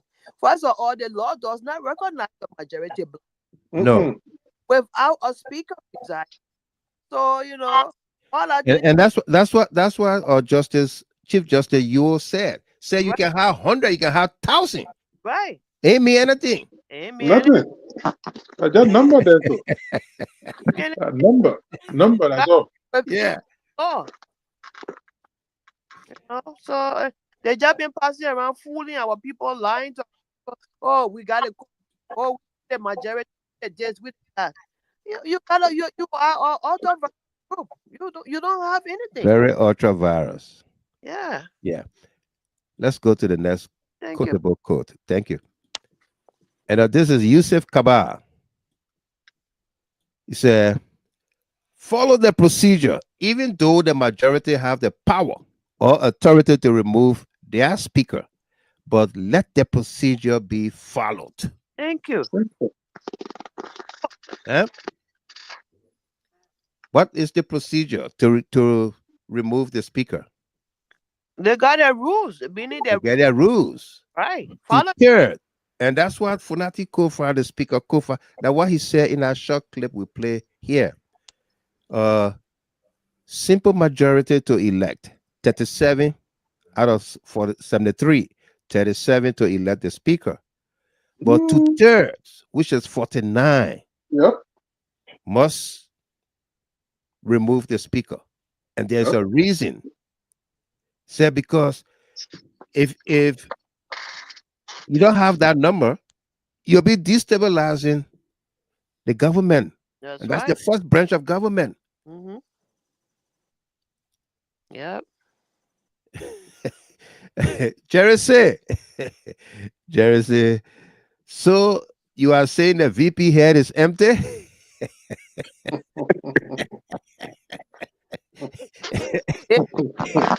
Jerry, you won't put me in trouble. Eh? Jerry, they know that, sir. You know that, sir. Yeah. Yusuf Kabah, follow the procedure, even though the majority have the power or authority to remove the speaker, but let the procedure be followed. And that procedure is 49 to remove the speaker. It is not 43. It is not 47. It is neither 48. 49 to third majority to remove the speaker. Yeah. To third majority. I thought Solo Senior is here. Let's give him some time here. Solo Senior, welcome. Thank you, Mr. Gilbert. Delano, the Watchman, Mrs. Rachel, good evening to all of you. Mr. Gilbert, today, all the music, all the song we've been singing, the answer is right there today. They are seeing it in front of themselves. If the Supreme Court asks you a simple question, say, if I take 3 of my justices will go upstairs right now, and the Chief Justice, you telling me to come to you, how you think I will feel? It's simple. Like to say, you, Mr. Gilmer, you said that are your son. Then I said, Mr. Gilmer, in your own house, that say, Mr. Giver, yeah, I in the basement, bring the food down here to me. Yeah. You know? I go to North Dakota to my brother Delano. That's it, Tamasa. You were supposed to pick me up at 8 o'clock. What I pay you for? What about me? I had no idea. Right. What I do in North Dakota, you know? So I look at Vani Sherman. I think Yeka is right. He's old. He need to retire because it's not working for him. No, it's not working. It's not working. You can blow one trumpet over, you start getting flies and honey bean coming out of it. They've been doing this for too long. Pressurized tile removing. Tyler, yeah. Pressurized other person. And it's no. Yeah. This one today, the Constitution says no. Article 33, Article 49, where it says your own law, your road. What did they say? Oh, it said, but the speaker was in another room. Okay, was he in chamber? The thing is, Your Honor, he was in the other room. He was behind the house. That is not just he. Justice Yuoh asked him, where was the speaker? And he said, the speaker was in her office. He didn't say, he was removed to your house or out of the country. You said everything they doing, Mr. Gibbon. Now the football son is sinking. Now the goalkeeper was now here. Yeah, now said it. That song is gone long time ago. The only person you will find to sing that song with Mr. Gibbon and Mr. Gibbon let that song. That song is gone. We are now satisfied. It's gone. The idea is you cause chaos in the country. I like the way the justice pointed out that the ruling was not for the ordinary people. It was for you. For you, the educated people. The councilor, the mandate, the people with big chests, the $45,000 car people. That it was yeah. You know? But now, this ruling is this pending ruling is for the ordinary people that is colloquial ruling. Just say ruling, not pending. Yeah. You can tell when Christmas will be good. I always say Christmas will be good. You will tell from the Eve, right? Yeah. Absolutely. You get the fish, you get the beta root, the snail, everything put together. Bees and Rochelle doing like that. I know Christmas will be good. They are ready to eat. But when I enter in the house, no fire coal, no electricity. I'm about to run. So they already know what the Supreme Court, and the Supreme Court already make it broad to people. And this thing, Mr. Gilmore, it's not just the Supreme Court. Right. It's of the international community. You know, EU. Yeah. One second. Yeah. Gongbling Tika Fulule. Send me a message to Jida Hard Talk so I can send you the link. Let's hear you. Okay? Send me a message to Jida Hard Talk. I'll send you the link. The Jida Hard Talk, the small GHT, not the capital GHT, the small GHT. All right. Duba Hill, the funny part for me was when the Chief Justice asked him, where was the speaker? Thank you. Yeah, where was the speaker? I think we got that clip. We can go back to playing it. Yeah. Our number 1 Yeah, our number 9 yeah. We are now satisfied. Yeah. The Chief Justice asked him, where was the speaker? You know, and he said, Mr. Gilbert, you see, in America now, when you practice law in America, American lawyers, they are smart. You know what they would have responded to that question with the Chief Justice? To my knowledge, I don't know what he want. I don't know. Yeah. I don't know what he want to I'm not sure. I don't know. Yeah. But you already gave the answer that the Chief Justice was looking for. Right. Where was the what was the speaker in your office? You go through everything that you went there. I think I got a cue here. Let's go to it. Why is the Constitution exempted? That's my question. Because they are members of the legislature. They are not allowed to have a nomination of the seat. And they were not sitting in the presence of a Islamic officer. They were sitting in the presence of a deputy speaker. The speaker was sitting in another office. A deputy speaker. The speaker was sitting in another office. see the report from the Chief Justice, Mr. Giver.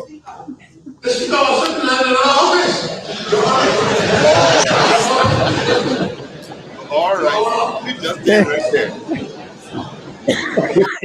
The whole courtroom was on fire. They were busting laughing. Yeah. You know, but Mr. Giver, and somebody run to you and say, Mr. Giver, there's some actor he stole $2 from me. That's it. No, okay, that's not true. That's $7 I stole from him, man. Yeah.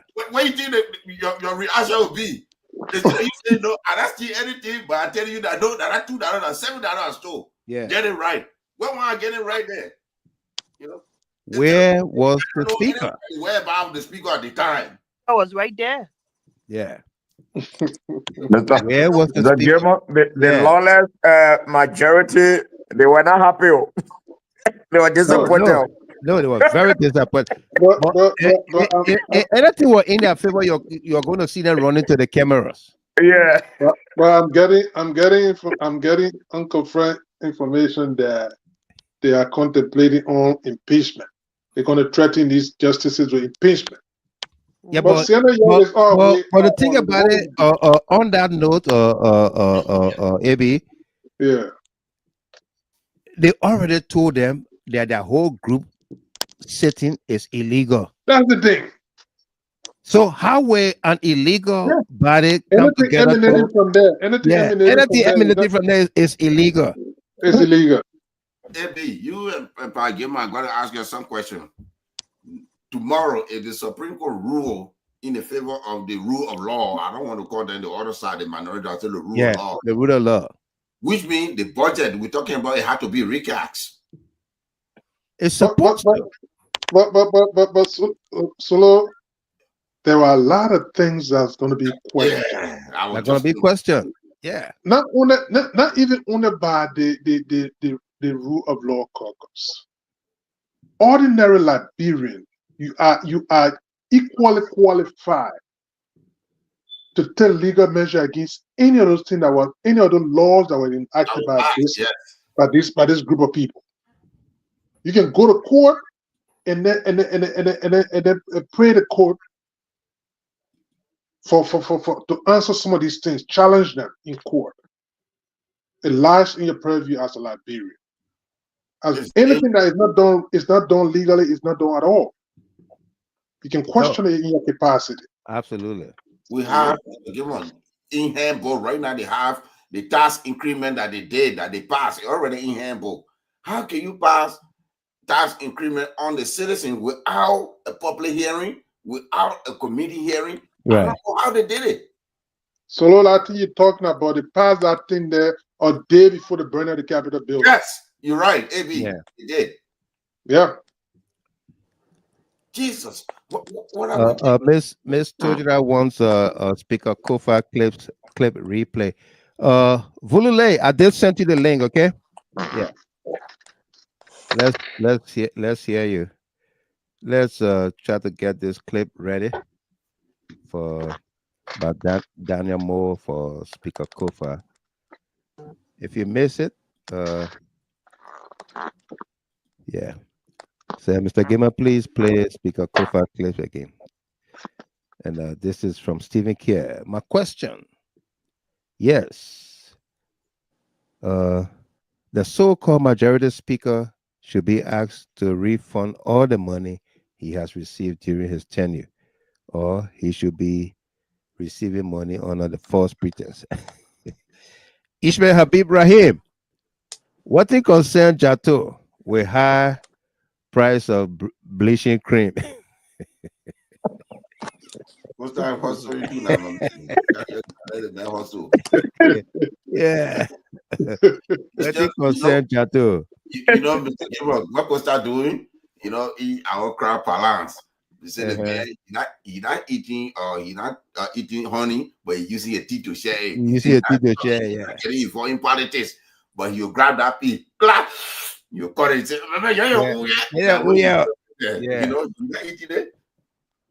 All right, this is the clip by this gentleman, Speaker Kofa. Boima Konowa wants to come on. Send me a message to Jira Halter with a small GHT, and then I will send you the link from there. Helen Quayon Elliott, welcome to you there, sir. Good evening, Mr. Gimmer, and to all my GHT family. All right. Let's add this young man on here, and then we'll play this tape. Can you hear us? Yeah. Vulule. Yes. Okay. Yeah. Sit back, relax, okay? All right. Yeah. Let me play this video. In Monrovia, and I know some of you, or if not all of you, have heard about the impasse going on right now in the Liberia Parliament, and we have this exclusive opportunity to sit with the Speaker of the Parliament to tell us more about exactly what is going on, and to bring better education to you viewers and poor Liberians in particular in the diaspora and those who are outside of Liberia to really understand what exactly has been going on. You cannot be for democracy when it favors you. You have to be for democracy, period. Okay?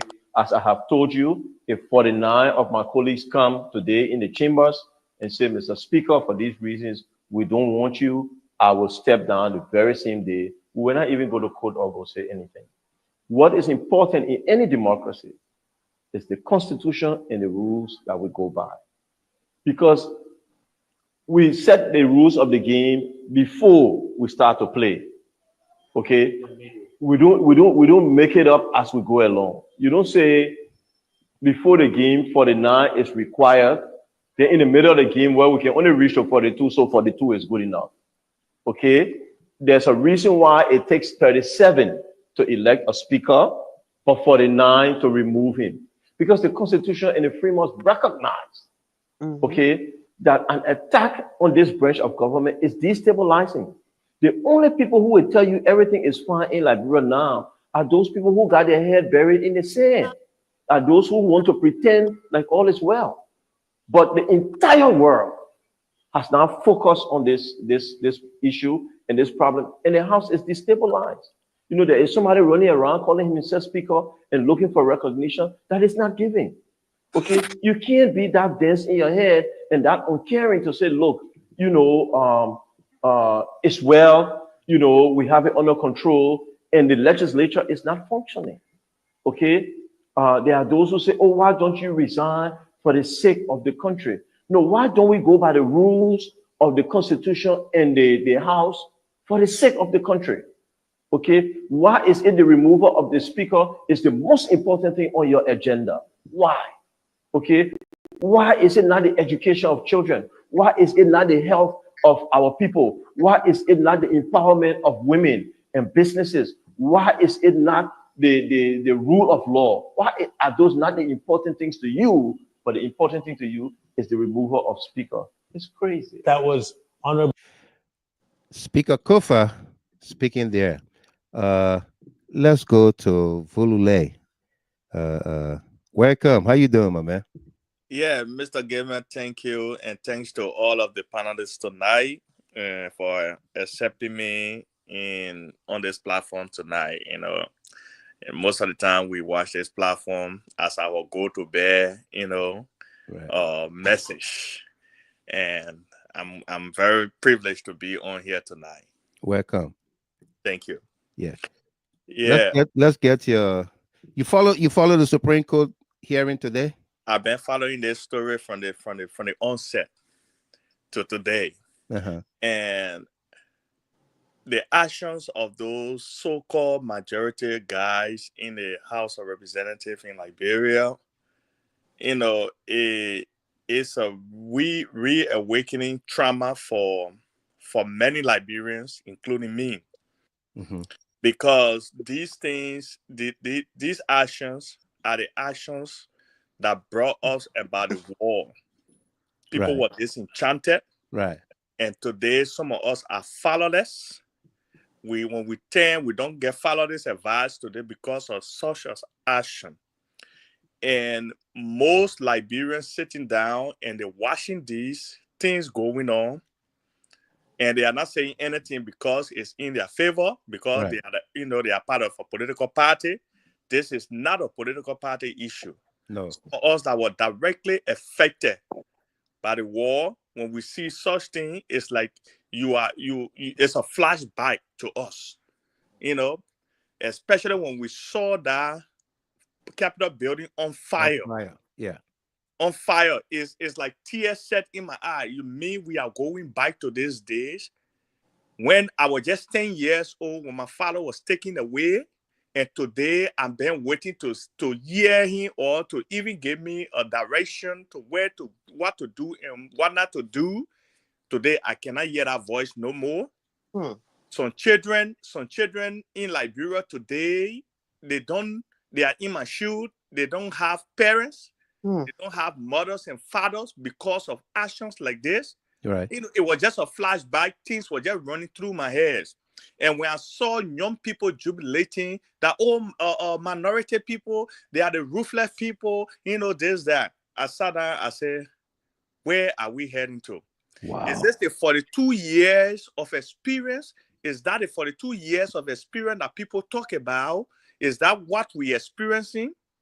Because one of the things, Mr. Gamer, one of the worst things that ever happened in Liberia is to elect Joseph Boakai. And I tell everybody, anytime I get an opportunity to talk to fellow young people, I said that's one of the worst things that we have ever done. If we add the people in our country, Joseph Boakai was not a solution for this country. Joseph Boakai is part of the poor problem that we face today, that some of us didn't have a bicycle to ride. He part of that problem because he has been a yes-off person throughout leashing on government resources, throughout.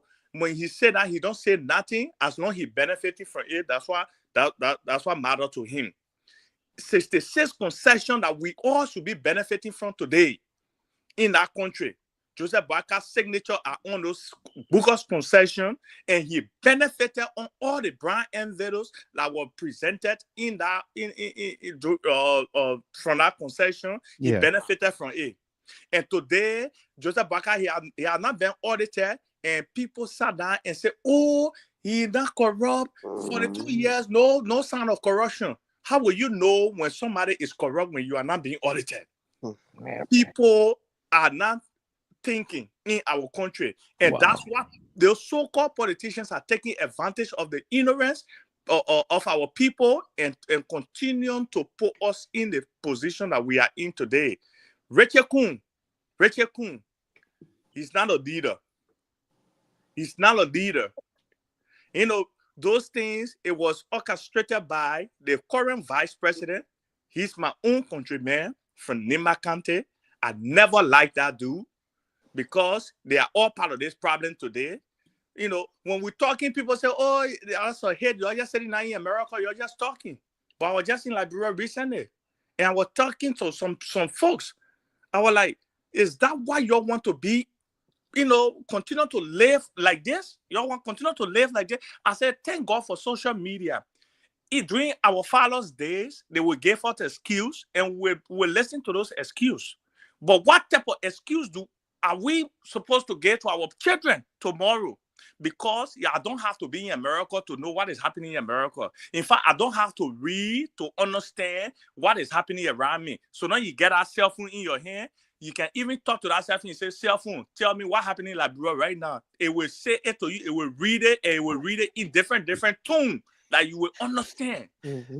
Yeah, you will read it in different. So when you say that you make a mistake today, you should hold yourself accountable. You should not blame anybody. So the suffering that our people are going through, they should be holding themselves accountable. Because when people come and deny them what they are supposed to get for them to live on, deny them with it, at the end of the day, they take peanuts and give it to them and say, "Oh, go talk against yourself," because you're not talking against anybody. When you take the airway and say, Jeremiah Kuhn is the best, you're not talking against anybody. You're not making anybody to feel bad. You yourself and your children and your children that you're the one they're the one you're talking against.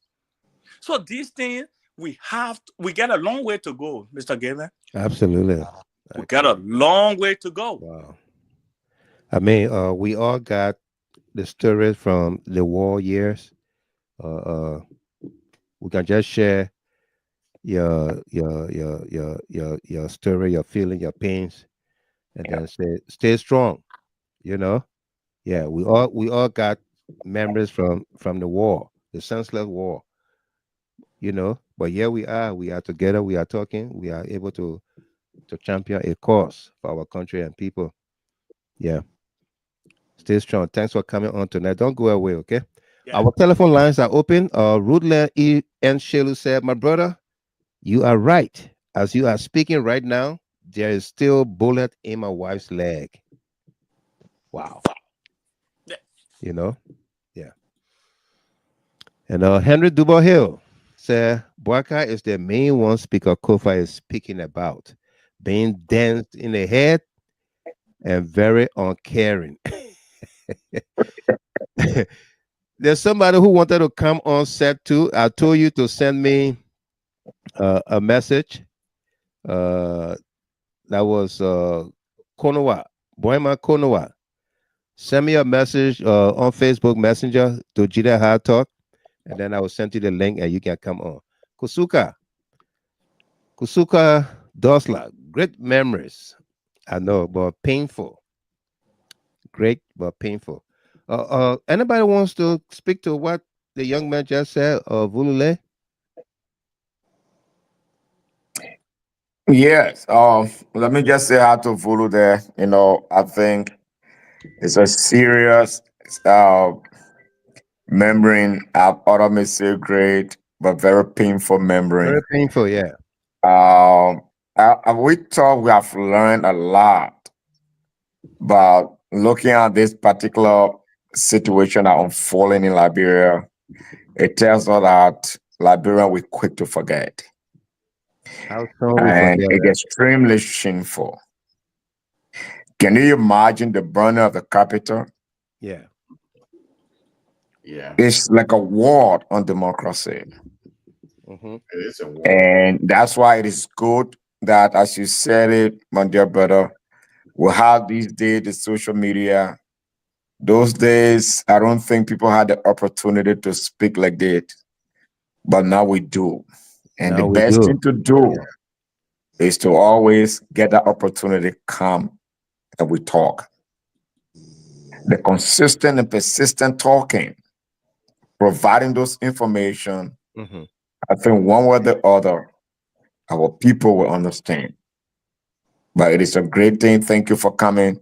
And thank you for shedding light on this particular topic and also bringing these remembrance from the past, especially from the 14 years dark days in our country history. But it started somewhere before even say it took place in the 90s.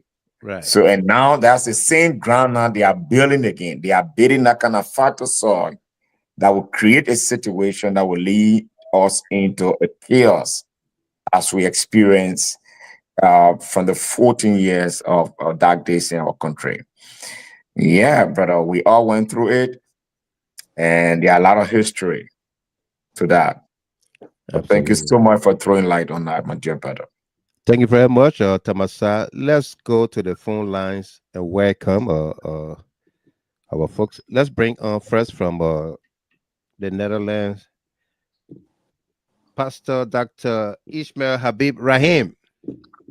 Yes, sir, Mr. Gilman and AB, happy Ramadan. And my brother Delano says message GS by the Dopo. Thank you for the continued hard work. No doubt. You know, Mr. Thank Gilman, you. Thank you, Rahim. when I encountered you, 2016, I named you Wisdom. And it was confirmed by Delano Tamasa, I call you the wise man. Yeah. Mr. Gilman, wisdom is a spirit that gave you an insight for Jawa, for sympathy, for understanding to enable ones to apply knowledge efficiently. So when you don't have the wisdom, you will not have the knowledge to apply to make the decision of life a victorious lifestyle. You know, I enjoy the Supreme Court today because they were operating on the juridical view, Article 2 of the Liberian Constitution, right, which gave them the right as the High Court or the final mouthpiece of Liberia. So when I hear these folks around try to back wrong, looking at white and turning it to black, saying that the legislature are different branch of government. Mr. Gamer, if I ask Ato Solo CEO, if your eye is hurting, your whole body comprises of parts. If your eyes are hurting, will that affect your body? So can the government even function without peace being in the legislature? But the matter of fire is that the young men that Jackie or Mr. Gamer, when we see far apart, for me, as a spiritual and political person, or as a personal diplomat, I foresee trouble coming 2029. And I pray that if these people see the law, they did, Mr. Gamer, they're breaking the law. Mr. Gamer, under the Liberian Panel Law 12.50 is a second degree crime, which is bribery. So even to bribe, you will receive the bribe and you will give the bribe.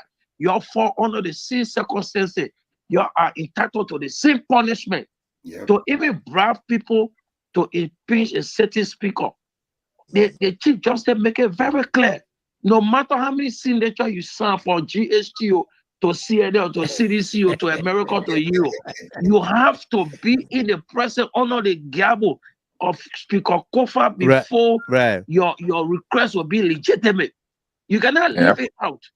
No. The thing is very simple. People refuse to go for knowledge. But again, if you don't even go to school, if the Liberian lawmaker don't go to school, what is this simple chat GPT or Google that will give you every information so you will be the right human being to get information that is concerned, that is factual to the Liberian people? But you know, Mr. Gamer, we need to stand very strong with the Liberian citizens. Yeah. Other than that, let me tell you one thing. There is nothing Joseph Baka is learning. Mr. Gamer, you in your high school management, that's a high school economic. Why would I be in the army for 20 years? You come for 5 years, and the Unity Party government gave you 540 and gave me 540 for resettlement. Everybody who was employed in the National Port Authority, once you are employed, you have 25-year contract. If they redundant you, you have to receive that 25-year benefit. When Joseph Baka was vice president, all of those things, is not something that Joseph Baka learning. But again, if there's GHT, I'm not surprised that GHT is still living because I expected it. If GHT was not living, then I would be surprised. So if Joseph Baka is proceeding good, I will be surprised, but I'm not surprised. For me, I'm not surprised. It's just a recapping of what he's doing for his boss lady. I rest my case. Thank you very much, Rahim from Amsterdam. You guys prepare a place for us. We're coming. Let's go to New York. Boy Solo, welcome. Lama Guy, you were on the phone, but then you hung up. Welcome. Yeah, Mr. Kimon, thank you for having me. Let me say hi to everyone on the show tonight, my brothers and our sisters. Further, Mr. Kimon, before I get to the main issue, I want to say this, open it, that indeed we should start. Thank God for those people. They, instead of all doing more work in campaigning, they're already campaigning for us. So we got to keep up the base and start mobilizing more for, even though you may think that it's so early, but the people started on from the day we took office. So we got to start getting ready. But they also campaigning for us because everything they're doing. And we said, we told the Liberian people, they didn't believe, and they proved it all right. So thank you for having me on that first. But Mr. Gamer, you know, today I sat and I listened to the justice, more especially the Chief Justice, Mr. Gamer. And I said within myself, I say, these are the things we need in our country to make our country strong to move on. Today, they be loaded vanishment in our place today, Mr. Kimmer. Yeah. And the men who call themselves majority black, they were sitting there, they couldn't open their mouth, Mr. Kimmer. No. You understand? They couldn't do nothing. J. Cole said that I know he was surprised, he lay by and had his mouth open. And he couldn't believe what was happening. You understand? Yeah. If people continue to destroy our country, like my brother just said, you got 42-year experience. Is that a 42-year experience? So then they turn around now, we the one not attacking Spoon TV, no, but they're the one that is attacking Spoon TV on a daily basis because the man is saying the same thing we told the Liberian people that were happening. Yeah. And, now they say, oh no, that one was soon go to jail. That one was now they're trying to bring the case. They're coming to bring the case now, up, but now they believe in the case. Yeah. They want to disappear now. Yeah, when it disappear, yeah. So, the only thing I can say, we give God the glory, and we want to say thanks to the justices and for coming out like they said. The ruling, the lady said, well, the ruling we get, it was not for the ordinary people, for you're the lawyers. The lawyers. You all know what that ruling is. But you're making us to know small in the country and around the world, people laughing at all and acting like we don't know what we're talking about. Yeah. Eh? Yeah. You want to bring justice minister? We must say, but if you want the justice minister, we're not discussing him. He can tell you, boss, anything you want to tell, I want to between them. Yeah. But we are going by the law. If you decide to mislead him, that's his business. But we are following the law, Mr. Gima. Absolutely. I want to say thanks for everything today. Today, Mama Labro got justice today. We're not gonna wait for a ruling. The ruling will it's clear today. And evidential. I mean, you know exactly what the ruling gonna be like. Thank you very much, boy. They all know about it. Thank you. Thank you for having me. Yeah, I'm following. Let me say good morning there to Noah Yiligan.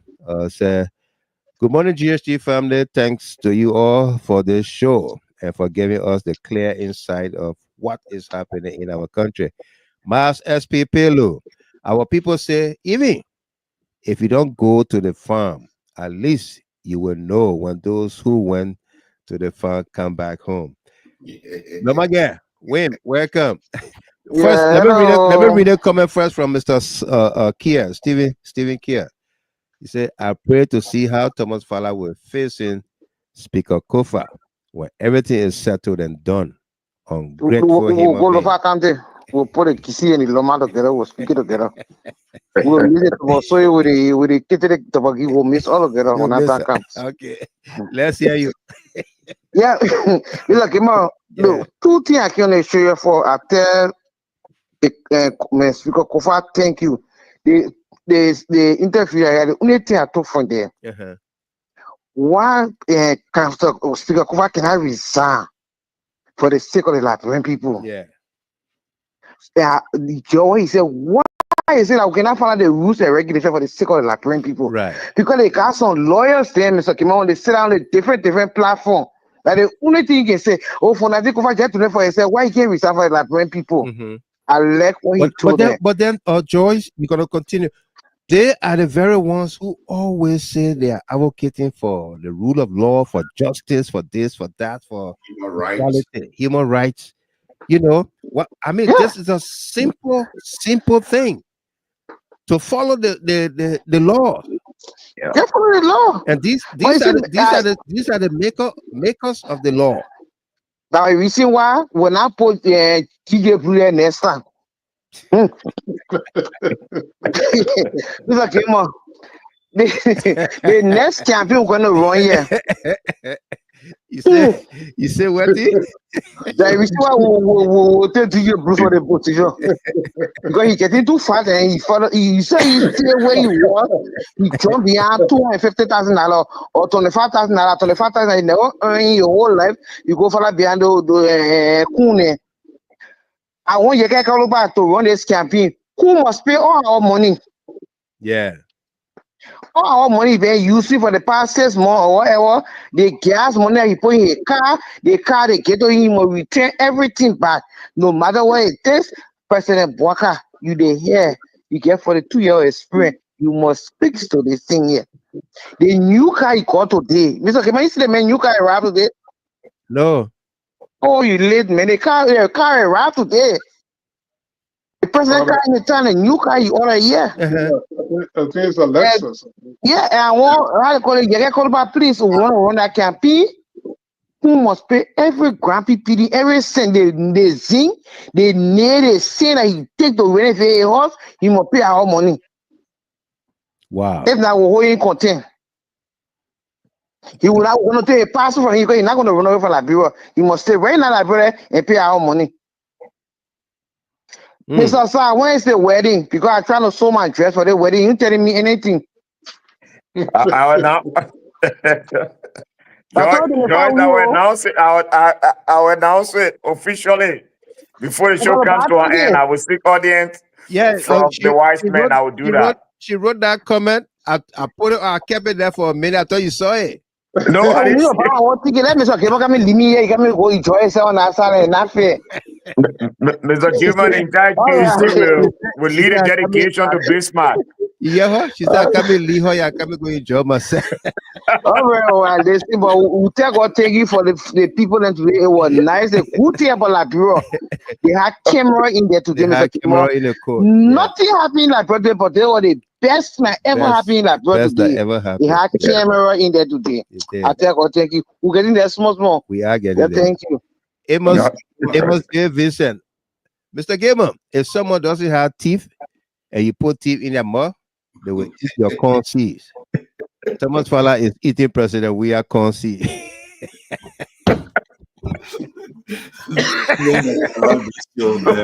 Jerry, we have put teeth in the man mouth. Yeah. See, eating the corn seed on the cup. Corn on the cup. Yeah. Jerry, Mr. Gamer, the president of Liberia quick visit to Ghana was to negotiate with ECOWAS delegation through the brown envelope. But he were rejected. You were rejected. Upon his return to Liberia, he told his speaker to play low because the international community is watching with their left eye. That's it, Donald Trump watching. The guy you're going to deal with people. Yeah. Donald Trump was waiting to slap that guy on you. Fatu Kone, I'm watching from Kakata, Magibi County, Republic of Liberia. Beautiful show always. May God strengthen you people for us. Says Fatu, happy Ramadan to you. Your brother is here with us tonight, A.B. Kone. Yeah. And Duba Hill. Boaka, 2025 Lexus fully bulletproof SUV are in the country. But the finance minister say that people must pray because it's expected to get worse. Wow. And Dorothy, this are you, DJ Blue. Wow. But he is not. He is out. He have run for the House of Representatives for so many times, but he didn't win until CDC helped him. He will be out in 2029. I know. Abenigo Kanife is in Liberia. Stay safe there. Enjoy the motherland, okay? I saw the comment here earlier on. Koli M. Dogba. True justice is not about revenge or punishment. It is about restoring balance, accountability, and healing for all involved. Absolutely. Let's go around the table here and take our parting comments from our team here. Let's begin with Vulule. Vulule, it's I believe your very first time calling on the show and coming on live as well. It's great to have you on here.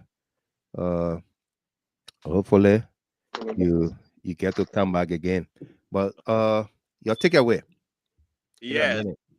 Again, I want to say I'm privileged tonight to be on this platform. Fulula, please, can you pronounce the name for us yourself? Nya Vulule. Vulule. Yeah. Vulule. Yeah. Vulule. Okay. Thank you. Yeah. Yeah, from Nimakante. So I'm not a Nyani, a Manani, right? Yeah. Manani. Yeah. So what the VP say the senatorial seat right now not for the Manon people.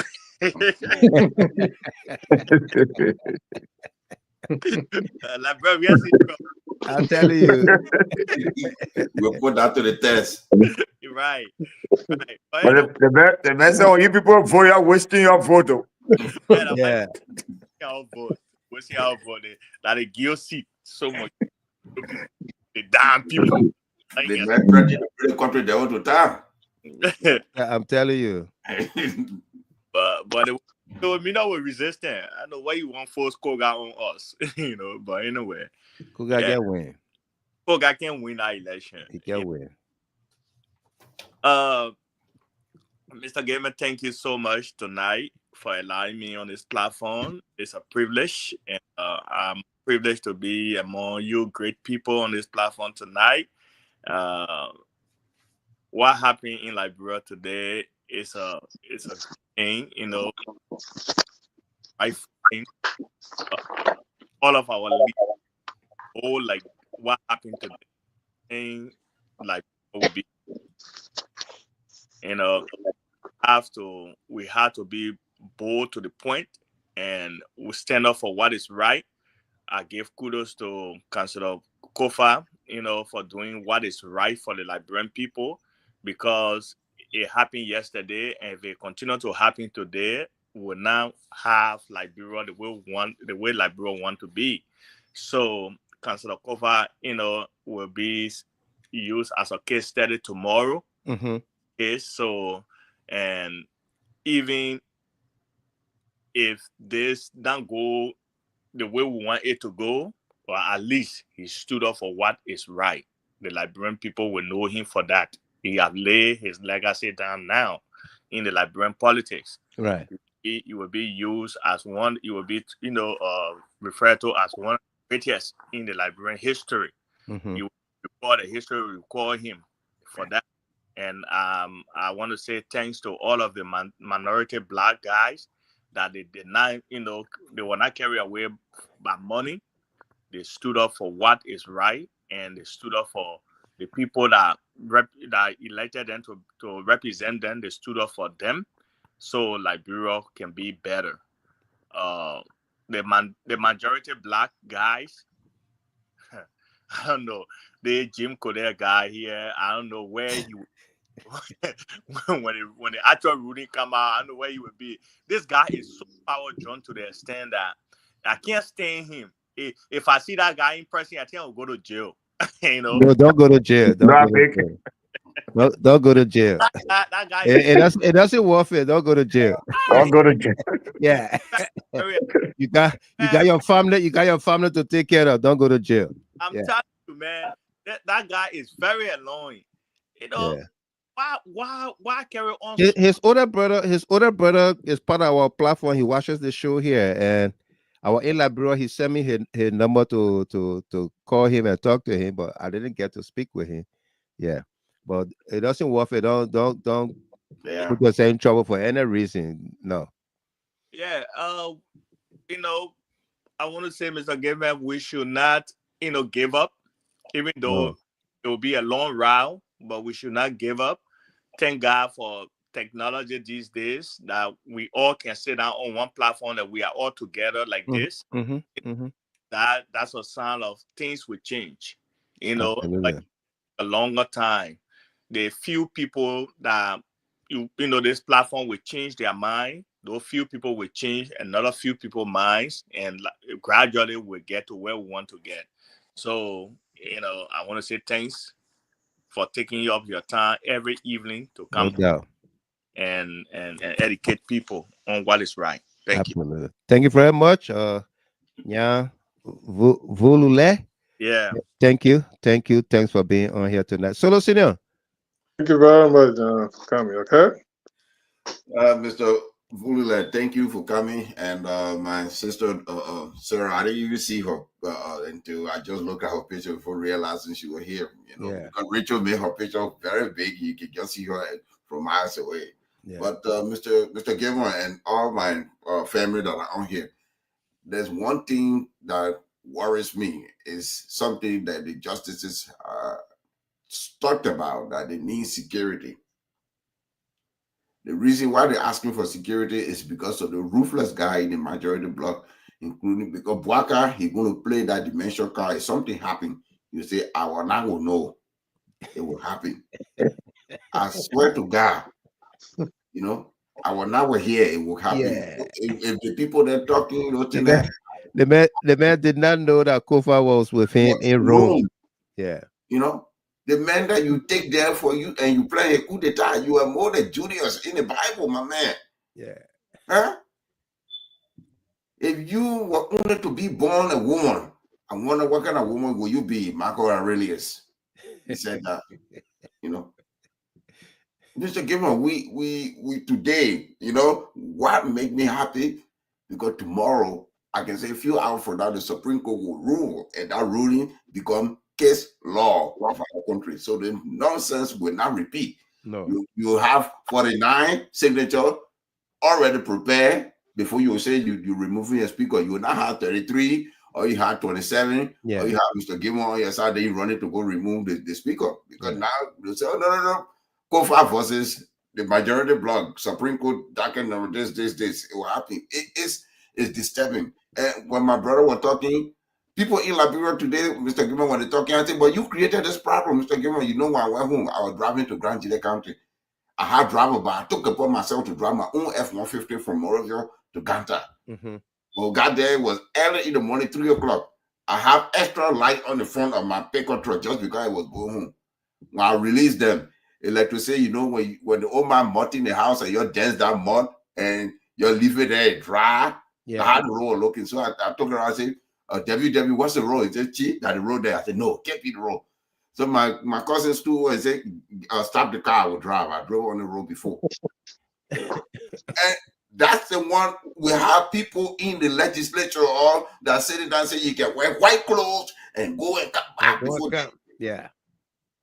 I think you say what thing? I mean, they're not people that own people. Now I see. You say what thing? You say what thing? When we're fighting, we have to fight that fight clearly with white gloves. Absolutely. If I punch you, let me have that evidence that I punch you that the blood remain on that gloves. Yeah. Our people are the problem. Even the young people that are there, you know what they would think of? Oh, you come from America, you want to teach everybody everything. So I say, if I have the opportunity to teach everybody everything, I will do that. I will do it. I will have that opportunity. Because you are standing here, you are only thinking of today. What you will eat today, you are thinking of today. Only what will go in your belly today. Because you are too lazy, you have no idea, you have no moral sense to promote yourself. Look at the University of Liberia. We're not facing matching back anymore. No more Akari soap. We can't do it. Everything we got now, we got the beret on our head, we got the khaki uniform on, Zeyo, we okay, job. We are mad today, we okay. That's all we do there. Zeyo. Go to February in Cote d'Ivoire. The people created Nyanko, which is the Cote d'Ivoire version of Uber.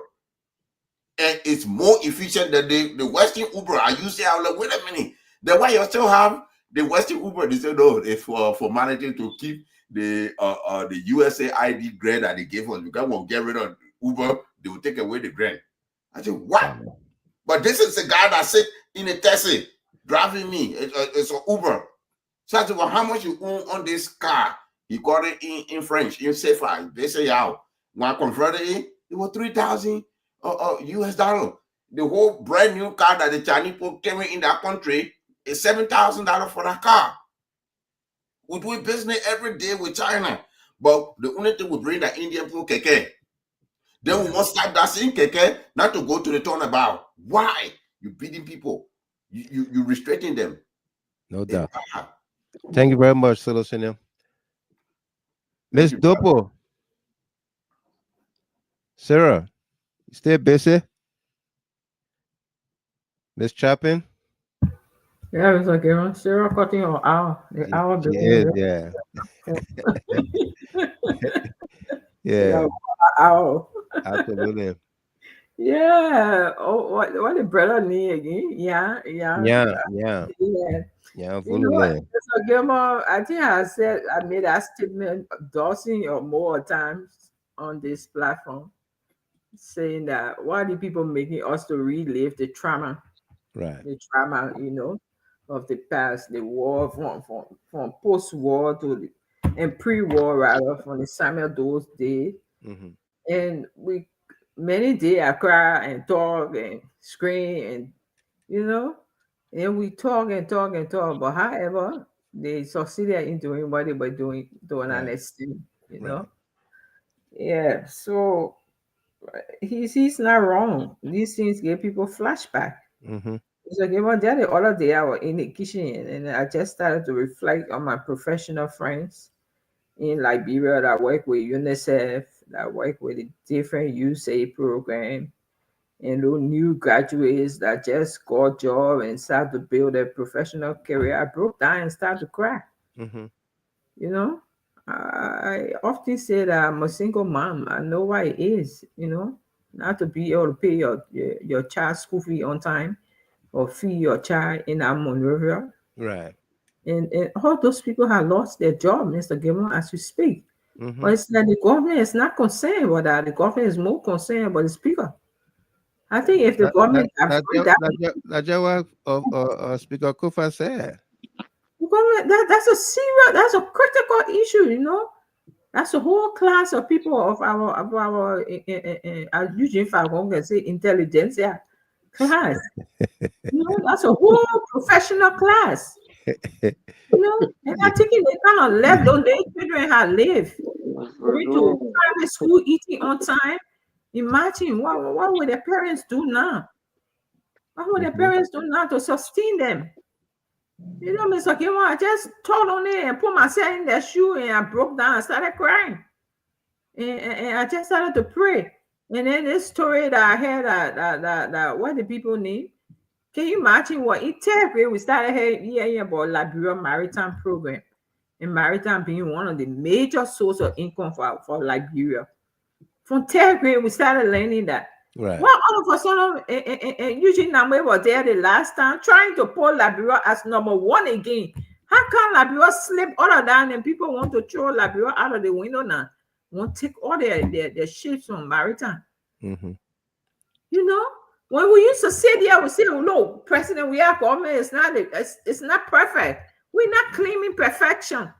In fact, many days we came here, we drag Nataya Makio, we drag what he needs, Samuel Twain, the other Justice Minister, all of them. Minister, Foreign Minister. Yeah, Kamaya. Kimia, Foreign Minister, we drag them on the platform here many days. Yeah. Even the party chairman, he said, mobile mode, there was time we dealt with him. Yeah. But the very speaker that today we are defending and talk. Yeah. Speaker, and I still quarrel with the speaker though. Mm-hmm. Yeah. What? NSA boss Deep Throat. We call him Deep Throat. Deep Throat. Passport director. Where Deep Throat? Passport director. Passport director. Yeah. No, he didn't take that job. No, he's there. He's there? Yeah, Pearson there. He's there because he went for as passport director. Yeah. Yes. He went for They may even testify in front of the Senate recently. Yeah. Oh, really? Pearson is there. He's the passport. He's the foreign ministry. Right. From NSA director? Yeah. They send him there. Listen, this is what it did. Sorry, my sister, for cutting you up, but they sent Pearson over there and they elevated him to, I think, ambassadorial level position. That's what it did. It's still yeah. Yeah, as I was saying, so all these things get off flashback. We didn't tell the Liberian people we had a perfect government. We had a well-meaning government, a well-intentioned government, a government with conscious intention for change. That had been my own point of advocacy. This government has a conscious intention for change. Right. Let's go with that. Let's go with that. Forget about somebody wearing Versace shoes and trousers. Let's go with that. But they won't get a chance. Look where we are today. Yeah. A government that is completely unconscious of the people well-being. Speaker Kofa said, danced in the head. I tell you, completely unconscious of the people well-being. Can you imagine? Yeah. More I either go to foreign land and learn about water and sanitation the most scientific way. Go and build water plant with P4 barrel. Yeah. With P4 barrel means P4 barrel. And there's the water plant breakdown. People are close, let me just say this. I didn't want to say it from the beginning of the show before I distract the discussion. Well, however, we are here and we will continue to talk and listening to the Supreme Court. Well, I just want to, this is not part of the topic today, but I just want to say this because me, I let my joy. I've been there. Anybody insulting again, break my heart by way. Right. So I advising all sedition, reaction, all supporters of CDC sympathizers. When Costa go on any platform and say anything, you ain't know him. The old people say, every long rope has an end. You ain't know him. You don't make him be saying nasty thing to President Weah. Let him go on and talk. Let him go on and talk. You ain't know him. The last time you were on closing argument, I don't know who said what to him. The things he said wasn't really nice. You know, I didn't like that. But yeah, but you can't stop him from doing anything. You like we said here the last time. Yeah, we can control our reaction or response, but we can't be responsible for what he says. So you will never say nothing good. When the man talk, I know he will not say nothing good. That I know he will not say nothing good. When But if he talk, no, Mr. Gilman, that may come out for me. I don't know. For me, at this point, I know he flip flop. And he only go where the money is. He's a how you can call that, gun for hire. Gun for hire. He's a gun for hire, and I'm done with him. I got no trust, no confidence in him, nothing. I never had it from the beginning. Thank anyway. you. Let come back to Miss Dopo. Sarah. Thank you. Are we closing, huh? Yeah, we're closing. Oh, okay. Well, thank you for the show, Mr. Gilman. It was a great show, even though I was dozing here and there, but you were dozing, or you? We say you are work there. You say you dozing. You dozing. I thought you were fetching your arrows. No, I'm home. Okay. I'm off today. Okay. Yeah, but anyway, the show was great. Thank you for the discussion. No doubt. To your point, that man thought anything to President Weah like business when he thought our own. Yeah. I was following the show that night when he was talking that, you know, on the closing argument. Yeah. But yeah, you know, at the end of the day, it is what it is. Our country deserves better. Now it's the time for the Supreme Court to put our country back on the right trajectory, according to what the both people can say. Right. They need to put our country back, and that is the ruling that they will give on this house impasse, so that we can see what Joseph Boakai government going to do, if they're going to follow it, or if they're not going to follow it. The Liberian people will know what to do. Too much has been said about it. Too much has been done about it. Now is the time for them to rule for we the common people, so we can understand it. So we can understand it. So I just want to, I want to say kudos to them today. It was a great, argument they had. They had live cameras all over there. Liberian people listening to what was going on, what was said there by both sides. The renegade speaker, then the other one with Bishu, we were there. All the one in our drilling. Everybody was sitting on there. Omer Jugubi were there. Yeah. So thank you so much, Mr. Gilbert, for the show. Thank you very much, Mr. Dopo. Tamasa. Yeah, Mr. Gilbert. Yeah, Amy gonna close for us. Mr. Gilbert, I was just sitting trying to retrospect, on where we start from and where we are. Right. But it's a terrible thing to those by name that we call them lawmakers to be the ones that breaks the law. It's a terrible thing. It's a terrible thing, yeah. And any country, it's not about country, but any civilized nation, or even a family, a community, if you don't have laws in your area, that particular area will be destabilized.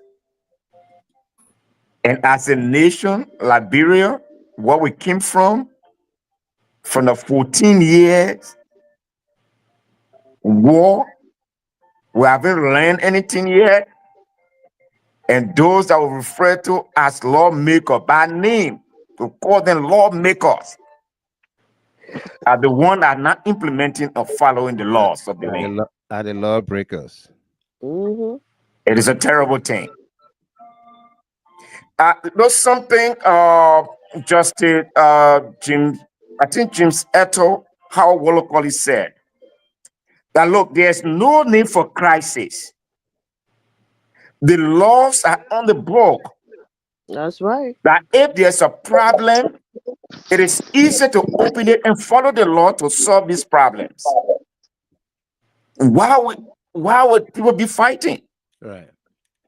If you want to remove this person, there are laws on the books. Follow the laws. You don't have to go anywhere.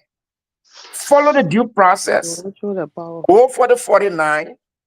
Go to chamber and implement it. Why jump all over the place? Even as the Supreme Court came out with their ruling, their first ruling, it was very clear. Why would they go open a quasi sitting and start running things outside? But the speaker still present. Where was the speaker? Speaker present. Where was he? Speaker. Right there, in office. The speaker was in the joint chamber. The speaker was in the chamber. but you know what, but you see, we'll put all the thing in a nutshell, Mr. Gilmore. It is a terrible thing to have people give people authority to govern where they are not prepared to govern. People that DJ Blues, my GM brother, her family, they are not ready to govern. They are not ready to lead. No. For them to be representative, the total amount of people, both the upper and the lower, they are about 100. Representation democracy. 103. 103, right? Yeah. 103. So the 103 decide for the country. And if you have people that are not up to the task, the country will plunge into chaos. That's why we find ourselves here. Yeah. But thank God, at least the Supreme Court has come up swinging again for the second time. At least this time around, we watch and we witness what happened. We know that the law will take its course. Right. Before I turn it over to you, let me just chip in this quickly. Mr. Gilmore, but this is an informal one. We've been talking about it, but the formal one will come officially. The GHT will be invited officially to Bismarck, North Dakota on the 30th of August to witness. The co-chair. The 30th of August, and I think that the delegation, I think the chairman will lead the delegation. Absolutely. However, but that official invitation will be sent to you and also to our GHT family. Right. Let me just say this to my sister, my Lofa sister, Loma Wayne. It's August 30th. August 30th. Get ready, save the date. But official invitation will be sent. Yeah. And the wise man, the chairman, will also communicate that to you all. We'll lead It's always a great time to entourage. be on the show. Thank you, Mr. Gilmore. No doubt. Thank you very much, Tamasa. And we await the official, but God will continue to bless you and yours, okay? Okay. No doubt, no doubt. Lomage, your question was just answered. Amy, take it away. Yeah, okay. Let me firstly say congratulations to Delano again. Whatever it is that you're planning, the planning process, I pray that God give you the knowledge and the financial power to accomplish whatever you and the family deciding to do. Congratulations on your sojourn, my brother, today's event, or let's say yesterday's event in Liberia, actually, it was an eye opener for both Liberians and of course our partners. And I was really glad that it was in the open, so to speak. It was in the open like that, and trust me, it was well documented. The international community took full knowledge of it, and they're going to act upon it. If anybody think that it's going to go unnoticed, they are mistaken. Perhaps that's the reason why today we decided not to take to social media to address anything. Otherwise, if it was behind closed doors, trust me, they would have given all kinds of interpretation to it today to suit their narratives. Liberia is troubled. Until people understand that Liberia is troubled, they will not find a solution to the problem. No. The greed and ambition of these, whatever, I don't know what, 40 guys or whatever it is driving this country in the dungeon. And they care less about it. These guys are just ditching money among themselves, enriching themselves at the detriment of that country. Of the people in the country. And it's troubling. Look at the plight of the students. You got students telling you that 3 months instructors have not been in their classes. And you're saying nothing. Those are not things that in fact calling their attention. But rather they're fighting on a daily basis. You have fought to the point that today the Capitol building is in ruin because of all of the ambition. You have a president that is not taking responsibility, initiated to address some of these things. When President Weah encountered the students, he took measures. Yeah. When a student demonstrated to stop his convoy, he took measures. Yep. They didn't go brutalizing them. When a University of Liberia student, he visited, when he had a problem, he visited a campus, he took measure, he took initiative for the first time in the history of that country. He said students will come here without paying a dime. He put 2,000 part-time instructors on salary, on payroll. He did that. Where is the initiative for these students today? I mean, the students are in the street because of their desperations. Yeah. They are exasperated. They are frustrated. The parents don't have money to send them to private institution.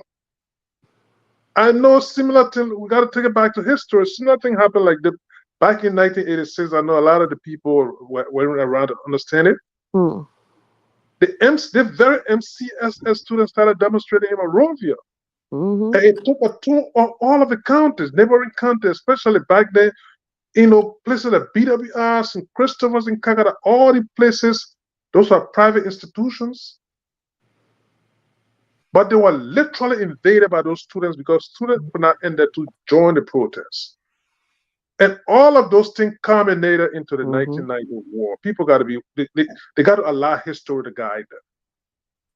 But if you don't do that, the country is going to be literally here in captivity. And my brother, we got to keep speaking on it. And I'm very grateful for the Supreme Court's decision today. Trust me, I am relieved even before they can issue a judgment in this case. Because the fact that this was in a glaring, you have a lawyer, you have a defense team that was completely excoriated on the stand today. People that you feel that they were legal luminaries in our country, they were literally schooled again today. Yeah. They were legally schooled today. That's an embarrassment. They got to understand it. They got to put this country first, my brother, and then everything else will fall in place. Right. But you have a country, 2 or 14 months gone. Now, one single new investor in our country. Not one. Not one. But again, the next thing they're contemplating on, a major thing that is coming, or they're contemplating on, jacking the taxes up, my brother. Again, the time is fast spent. Let me say thanks to all of the callers, the followers, and then, of course, my dear panelists here today. I mean, we got to continue to speak out these things. We can't relent on it. But yeah, thanks again, my brother, and thanks to you, man. Absolutely, absolutely. Thanks to all of you. We indeed had a full house here tonight, and we have the participation of a broad spectrum of the Liberian people at home and abroad, especially those of you who follow the show from home.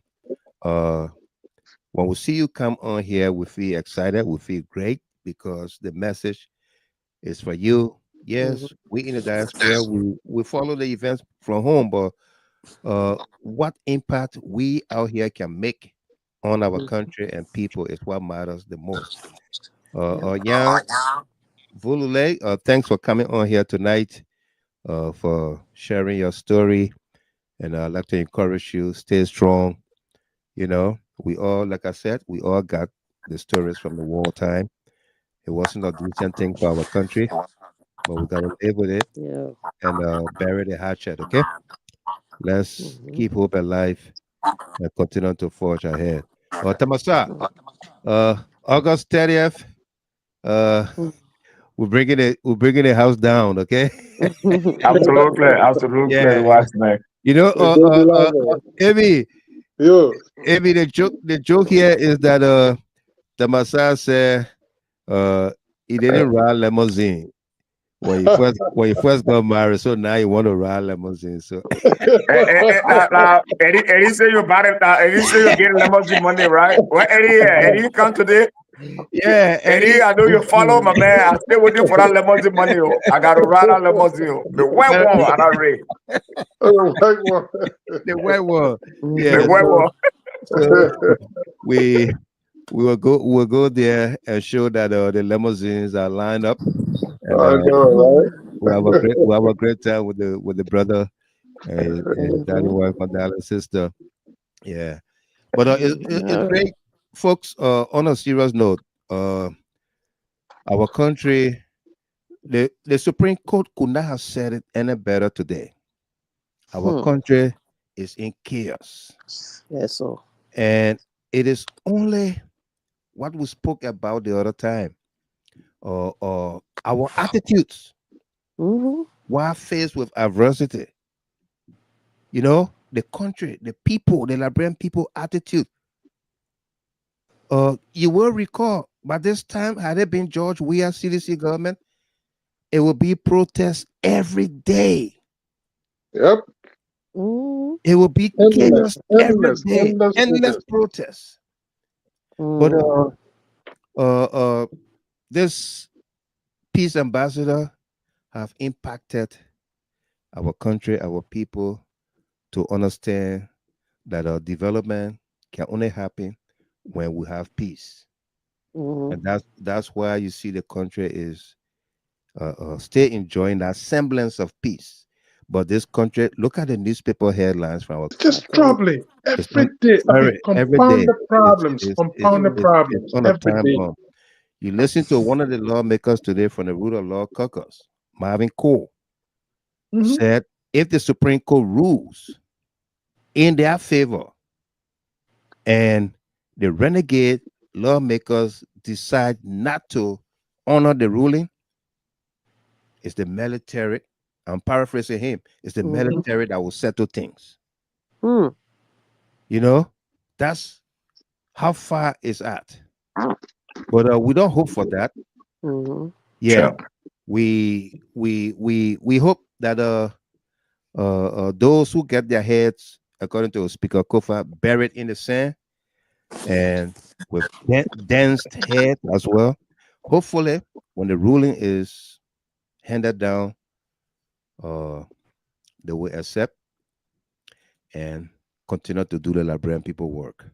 All right. But I mean, the temerity, the infantry to even get the muster the courage to seize your colleague's salary for 3-4 months. Yeah. Suspending illegally. I mean, what and you know you are disrespect. illegal group. Come on, man.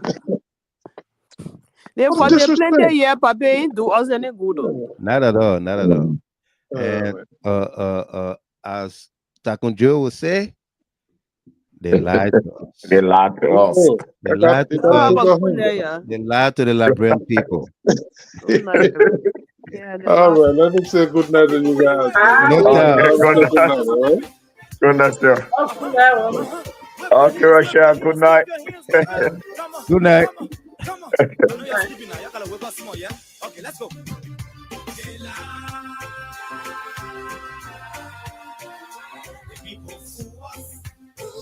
The people lied to us. The government betrayed us. They lied to us each and every night, each and every day. But the Liberian people are not going to give up. No, we're not giving up now. Maurice A.M. Jabater, welcome to you, Cesar, because you gave us the right information, Mr. Gilmore. No doubt. Thank you for the acknowledgement. Rutland, Ian Shelu, thank you as well. Be thankful, Addison.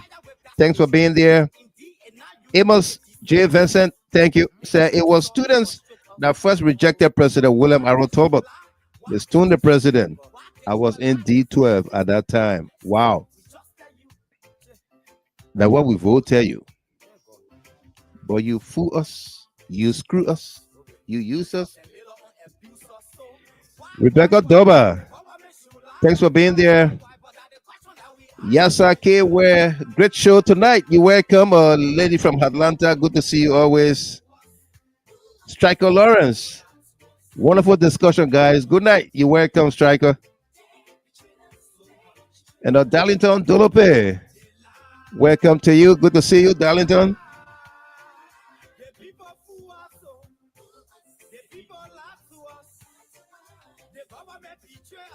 They can lie, they can steal, they collapse, they corrupt. No one to hope on. My hope that I have has been broken.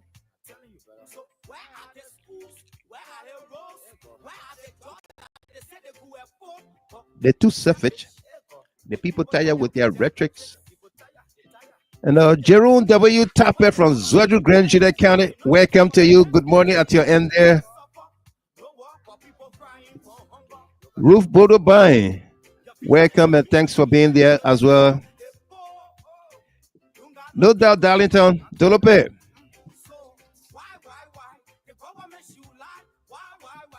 Question that we asked. Well, thanks to all of you folks. Thanks for distributing the video. Thanks for your comments, training in with us here tonight.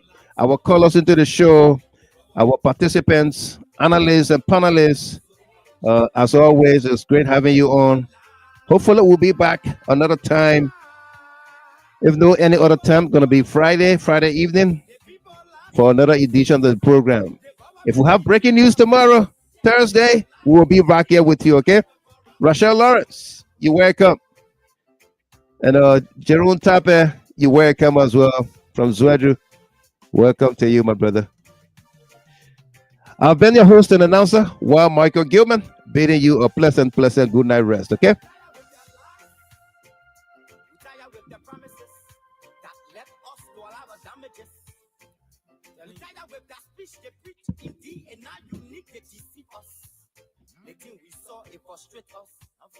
So why guess you lie? Why guess you steal? Why guess you a lie? There's citizens don't be. You see, we just tell you.